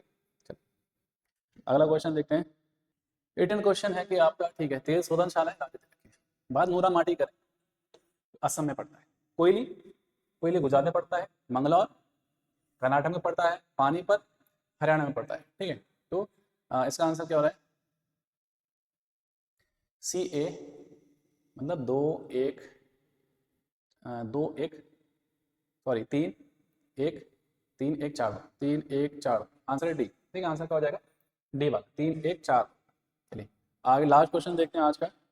लास्ट क्वेश्चन क्या है लास्ट क्वेश्चन तो गलत लिखा हुआ है यहाँ पे, मैं बता देता हूँ आपको लास्ट क्वेश्चन क्या है।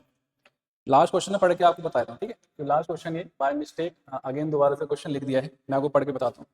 90 क्वेश्चन सुन लीजिए। 90 क्वेश्चन है कि निम्नलिखित में से, और इसका आंसर आप कमेंट बॉक्स में दें, ठीक है। देखते हैं किन किन बच्चों को पता है। क्वेश्चन है कि निम्नलिखित में से किसने कहा था ईश्वर की इच्छा थी कि मैं सब धर्मों को एक निगाह से देखूं, इसलिए उसने दूसरी आंखें की रोशनी ले ली। ये किसने कहा है कि दूसरी आंख की रोशनी ले ली भगवान ने? पहला महाराजा रणजीत सिंह, या महाराणा शेर सिंह, या महाराणा दलीप सिंह, या कोई नहीं। रणजीत सिंह, शेर सिंह, दलीप सिंह, या कोई नहीं, ठीक। इसका आंसर आप कमेंट बॉक्स में बताएंगे। बाकी अगला जो मॉक की जो वीडियो बनेगी वहाँ पे मैं इसको आंसर क्या है वो मैं आपको बता, बाकी आप आंसर इसको करेंगे, ठीक है। आज हमने देखे कुल आपके 90 क्वेश्चन, इसके बाद के जो रीजनिंग क्वेश्चन है वो आपको साल बताएं। तो चलिए फ्रेंड, आज मॉक नंबर 18 है, रीजनिंग के 10 क्वेश्चन को देखते हैं। पहला क्वेश्चन दिया है मेरे पास, एक क्वेश्चन दे रखी है 16A 4B2 is equal to 32, ऐसे दिया है 9A 2B6 is equal to 3। तो मुझे बताना है 14A 2B4 का आंसर क्या हो, ठीक है। तो इस वाले क्वेश्चन में क्या लॉजिक लगा है, 16A का मतलब इनटू और B का मतलब डिवाइड और 2, तो कितना 16 चौको 64, इसको मैं 2 से डिवाइड करूंगा तो कितना जाएगा 32। ऐसे 9 इंटू 2, 9 दूनी 18 डिवाइड बाई 6, तो कितना आ जाएगा 3। तो मुझे बताना 14A का मतलब इंटू बताया मैंने भी, है ना। तो 14 इंटू 2 और B का मतलब डिवाइड और 4, ठीक है। तो कितना 14 दूनी 28, वो 7 से डिवाइड करें, 4 से डिवाइड करें तो कितना आ जाएगा 7। तो इस क्वेश्चन का आंसर है ऑप्शन बी 7, ठीक है। चलिए नेक्स्ट क्वेश्चन देखते हैं। अगला क्वेश्चन मेरे पास कोडिंग डिकोडिंग का दिया है, तो कोडिंग डिकोडिंग एनालॉजी का दिया, ठीक है। इसमें कुछ लेटर दिए हैं, तो मुझे बताना है कि हैज और परसेंटेज की जगह पे क्या आएगा। अब इस वाले क्वेश्चन में हमें ये देखना है कि जो रिलेशन हैज का CLQ के साथ होगा वही रिलेशन NDK का परसेंटेज के साथ होगा, ठीक है। तो मैं ऑप्शन से ट्राई करता हूँ क्या क्या आएगा। तो सबसे पहले मैं यहाँ पे लिख देता हूँ जो मेरे को यहाँ पे हैज की जगह पे, और मैंने ब्लैंक छोड़ दिया, और यहाँ पे CLQ, ठीक है। फिर अगला NDK, और यहाँ पे अगला मुझे निकालना है परसेंटेज की जगह। तो पहला ऑप्शन में लिख देता हूँ। पहला ऑप्शन मेरे पास दिया है AJS MAM, ठीक है। तो मैं यहाँ पे नंबरिंग कर लेता हूँ, उससे मेरे को रिलेशन थोड़ा पता चलने जाएगा। A1 पे आता है, J10 पे आता है, S19 पे, C3 पे, L12 पे, Q17 पे, ठीक है। ऐसी N14 पे, D4 पे, K11 पे, M13 पे, A1 पे, A13, ठीक है। तो 1 से 3 हो गया, यानी +2 ऐड किया इसमें, 10 में भी 2 ऐड किया 12, और 19 में 2 माइनस कर रहा है, ठीक है। तो कितना आ जाएगा 17। यहाँ पर देखो, यहाँ पे सेम पैटर्न लगना चाहिए, तो यहाँ पे देखो 14 से 13 यानी -1, फिर -3 और -2, तो पैटर्न सेम नहीं है, यानी ऑप्शन पहला तो मेरा लगेगा। अब मैं दूसरा ऑप्शन चेक कर लेता हूँ, हाँ। तो फिर मैं वही लिख लेता हूँ CLQ NDK और ये ब्लैंक, ठीक है। तो दूसरा ऑप्शन है मेरे पास AOO और यहाँ पे PAM, ठीक है। तो A1 पे आता है O15 पे, O15 पे, C3 पे, L12 पे, Q17 पे, ठीक है। यहाँ पे N14 D4 K11 और यहाँ पे P16 A1 और M13। तो इसने +2 -3 और +2 किया, यानी पहले +1 फिर -3 फिर +2। यहाँ पर भी देखो +2 -3 और +2, तो दोनों में देखो सेम लॉजिक लग रहा है, जो लॉजिक इसमें लग रहा है वही लॉजिक इसमें भी लग रहा है, यानी इस क्वेश्चन का आंसर होगा ऑप्शन बी, ठीक है। तो ये वाला क्वेश्चन हमने ऑप्शन सॉल्व किया, तो ऑप्शन बी इसका आंसर, ठीक है। चलिए नेक्स्ट क्वेश्चन देखते हैं।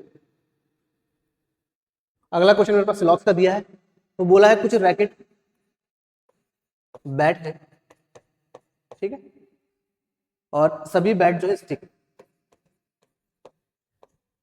तो बोला है कंक्लूजन में बोला है सभी रैकेट स्टिक है, तो सभी रैकेट स्टिक है नहीं है, कुछ रैकेट स्टिक नहीं है, ये भी मेरे को पता नहीं है, ठीक है।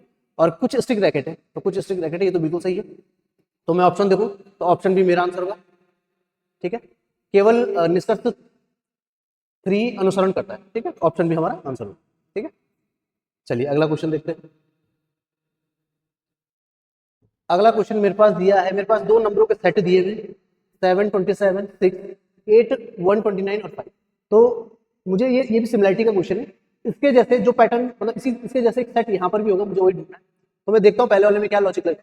तो इसने लिखा है 7, 127 और 6, तो मैं इसमें जो लॉजिक लगाऊं तो 7 + 6 का स्क्वायर करूं माइनस 7 इंटू 6, ठीक है। तो 7 इंटू 6 होता है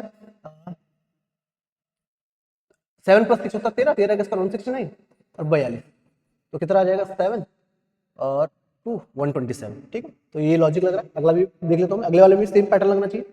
8 प्लस 9 सॉरी 8 प्लस 5 का स्क्वायर माइनस 8 इंटू 5, ठीक है। तो 8 और 5 13 का स्क्वायर 169 माइनस 40, तो कितना 129। तो अब मैं ऑप्शन देता हूँ, किस ऑप्शन में यही वाला लॉजिक लगा। तो पहला ऑप्शन में चेक करूँ तो 10 प्लस 4 का स्क्वायर माइनस 10 इंटू 4, तो 10 और 4 14 196 और 40, तो कितना 6 5 156, ठीक है। तो ऑप्शन है, तो यही मेरा आंसर ऑप्शन, ठीक है। तो इस वाले क्वेश्चन में कुछ नहीं किया गया है। 7 प्लस 6 का स्क्वायर माइनस किया 7 इंटू 6 से, तो मेरा बीच वाला टर्म ऐसे इसमें 8 प्लस 5 का स्क्वायर माइनस 8 इंटू 5, तो 129, तो ऑप्शन है हमारा आंसर होगा, ठीक है। चलिए नेक्स्ट क्वेश्चन देखते हैं। अगला क्वेश्चन दिया, घनाभ की लंबाई है 10 सेंटीमीटर, चौड़ाई 5 सेंटीमीटर और ऊंचाई 8 सेंटीमीटर। 5 सेंटीमीटर वाली भुजा के एक घन को घनाभ से काट दिया जाता है, तो बचे हुए घनाभ का आयतन क्या होता है। तो जैसे ये होता है हमारा घनाभ जिसको हम क्यूबाइड कहते हैं, तो इसका जो आयतन होता है वो होता है L into B into H, ठीक है। तो बड़े वाले में से अगर छोटे वाले को माइनस कर तो मेरे पास शेष घनाभ का आयतन आ जाएगा। तो बड़े वाले का आयतन कितना आ जाएगा 10 इंटू 5 इंटू 8, इसमें से माइनस कर 5 इंटू 5 इंटू 5, तो कितना 10 पंजे 50 8 400, ऐसे 5 पंजे 25 पंजे 125 माइनस कर, तो शेष घनाभ का जो आयतन होगा 275, ठीक है। तो 275 हमारा आंसर होगा। तो ऑप्शन डी हमारा आंसर होगा 275 सेंटीमीटर क्यूब, ठीक है। तो इस क्वेश्चन का आंसर ऑप्शन डी होगा, ठीक है। चलिए नेक्स्ट क्वेश्चन देखते हैं।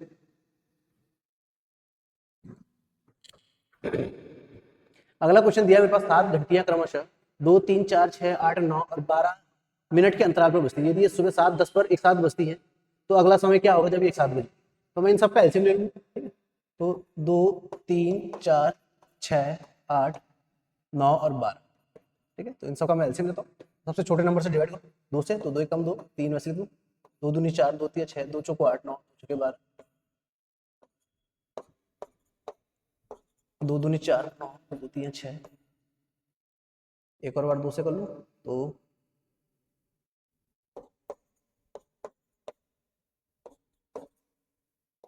3 से कर लेता हूँ, 3 एकम 3 3 एकम 3 3 एकम 3 3 3 9 3 एकम 3, तो मेरा जो एलसीएम आया तो कितना आ गया 2 इंटू 2 इंटू 2 इंटू 3 इंटू 3, तो 2 दूनी 4 दूनी 8 3 24 3 72, तो 72 मिनट।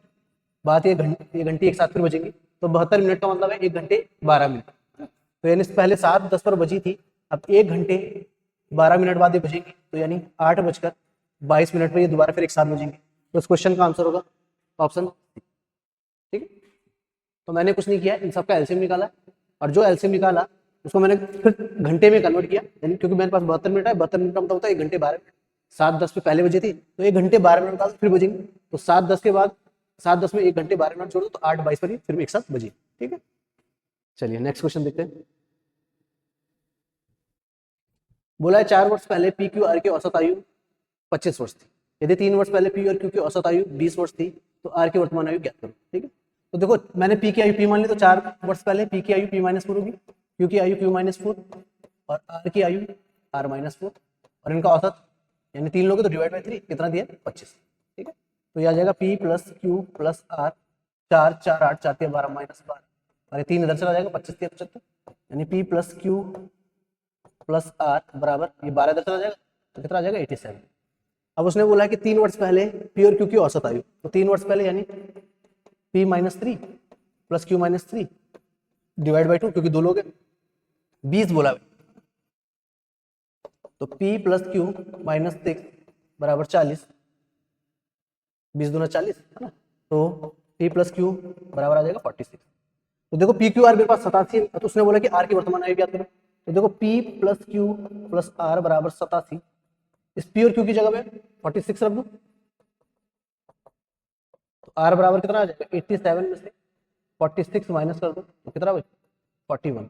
तो इस क्वेश्चन का आंसर होगा 41। आर की जो वर्तमान होगी 41, तो ऑप्शन डी मेरा आंसर होगा 41। ठीक है,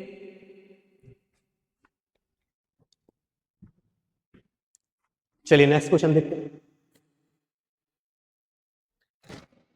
अगला क्वेश्चन मेरे पास दिया है कि 6 विषयों में एक छात्र के जो औसत अंक है वो 94।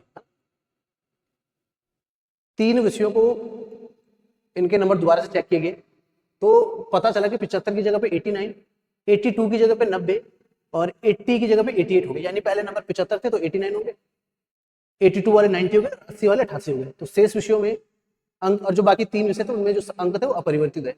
तो मुझे नया एवरेज, ठीक है, तो 6 सब्जेक्ट थे, 6 सब्जेक्ट का जो अंकों का योग आ जाएगा वो कितना दिया 94। यानी कितना योग आया 94 इंटू 6, तो कितना 6 24 और 6 9 54 और 2 56, तो 564। ये 6 विषयों का अंकों का योग है।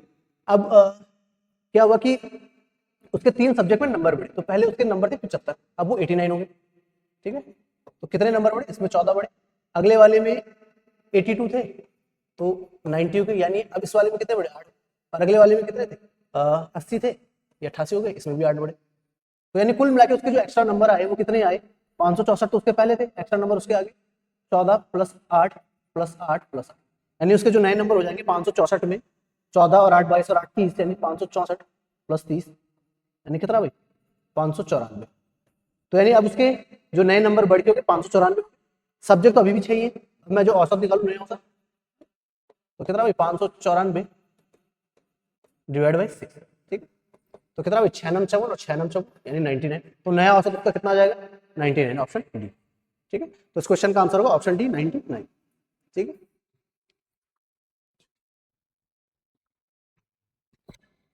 चलिए अगला क्वेश्चन देखते हैं।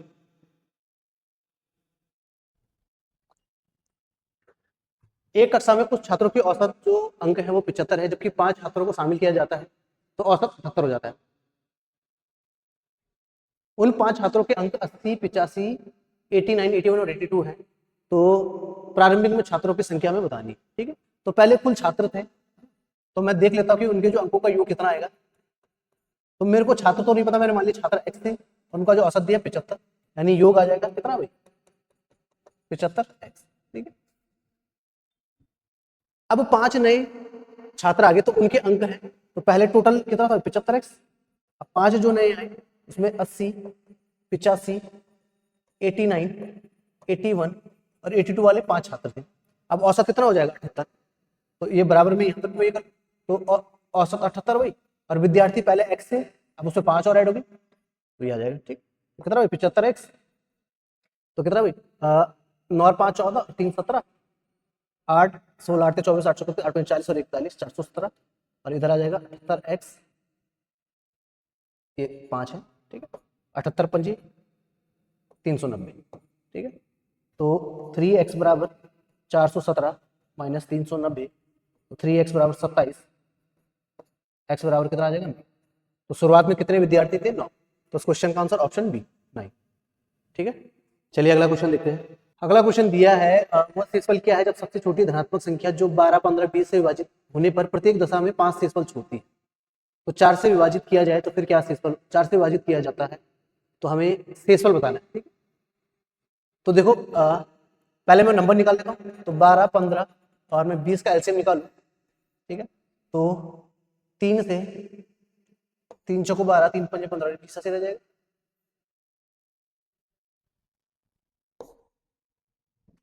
4 से 4 एकम 4 5 और 4 पंजे 20। ठीक है, तो 5, तो यानी जो एलसीएम आया मेरे पास वो कितना आया 3 इंटू 4 इंटू 5, कितना आ जाएगा 3 चौको 12 पंजे 60, यानी एलसीएम तो 60 आया पर उसने बोला 5 शेष छोड़ता है, तो इन नंबर से डिवाइड करने पर 5 शेष छोड़ता है, यानी मैं 60 में 5 ऐड कर दूं तो नंबर आ जाएगा 65। तो 65 वो नंबर है जो 12 से डिवाइड करने पे 5 शेष छोड़ेगा, 15 से डिवाइड करने पे 5 शेष छोड़ेगा और 20 से डिवाइड करने पे 5 शेष छोड़ेगा। अब उसने बोला कि इस संख्या को अगर 4 से डिवाइड करें तो कितना शेष आएगा। तो अगर मैं 65 को अगर मैं 4 से डिवाइड करता हूँ तो कितना 16 चौको 64, तो क्या शेष बचेगा। ठीक, तो क्वेश्चन का आंसर होगा ऑप्शन पहला 1। ठीक है, तो चलिए दोस्तों, आज की क्लास को यहीं पे समाप्त करते हैं। आज हमने मॉक नंबर 18 देखा, इसमें रीजनिंग के 10 क्वेश्चन मैंने सॉल्व करा दिए, बाकी 90 क्वेश्चन जीके जीएस के विकास सर ने सॉल्व करा देंगे। आशा करता हूं आपको समझ में आएगा। अगर आपको किसी भी क्वेश्चन में कोई डाउट होता है आप हमें पूछ सकते हैं। बाकी अगर आपको वीडियो पसंद आए तो वीडियो को लाइक कीजिए, शेयर कीजिए, चैनल को सब्सक्राइब कीजिए। धन्यवाद।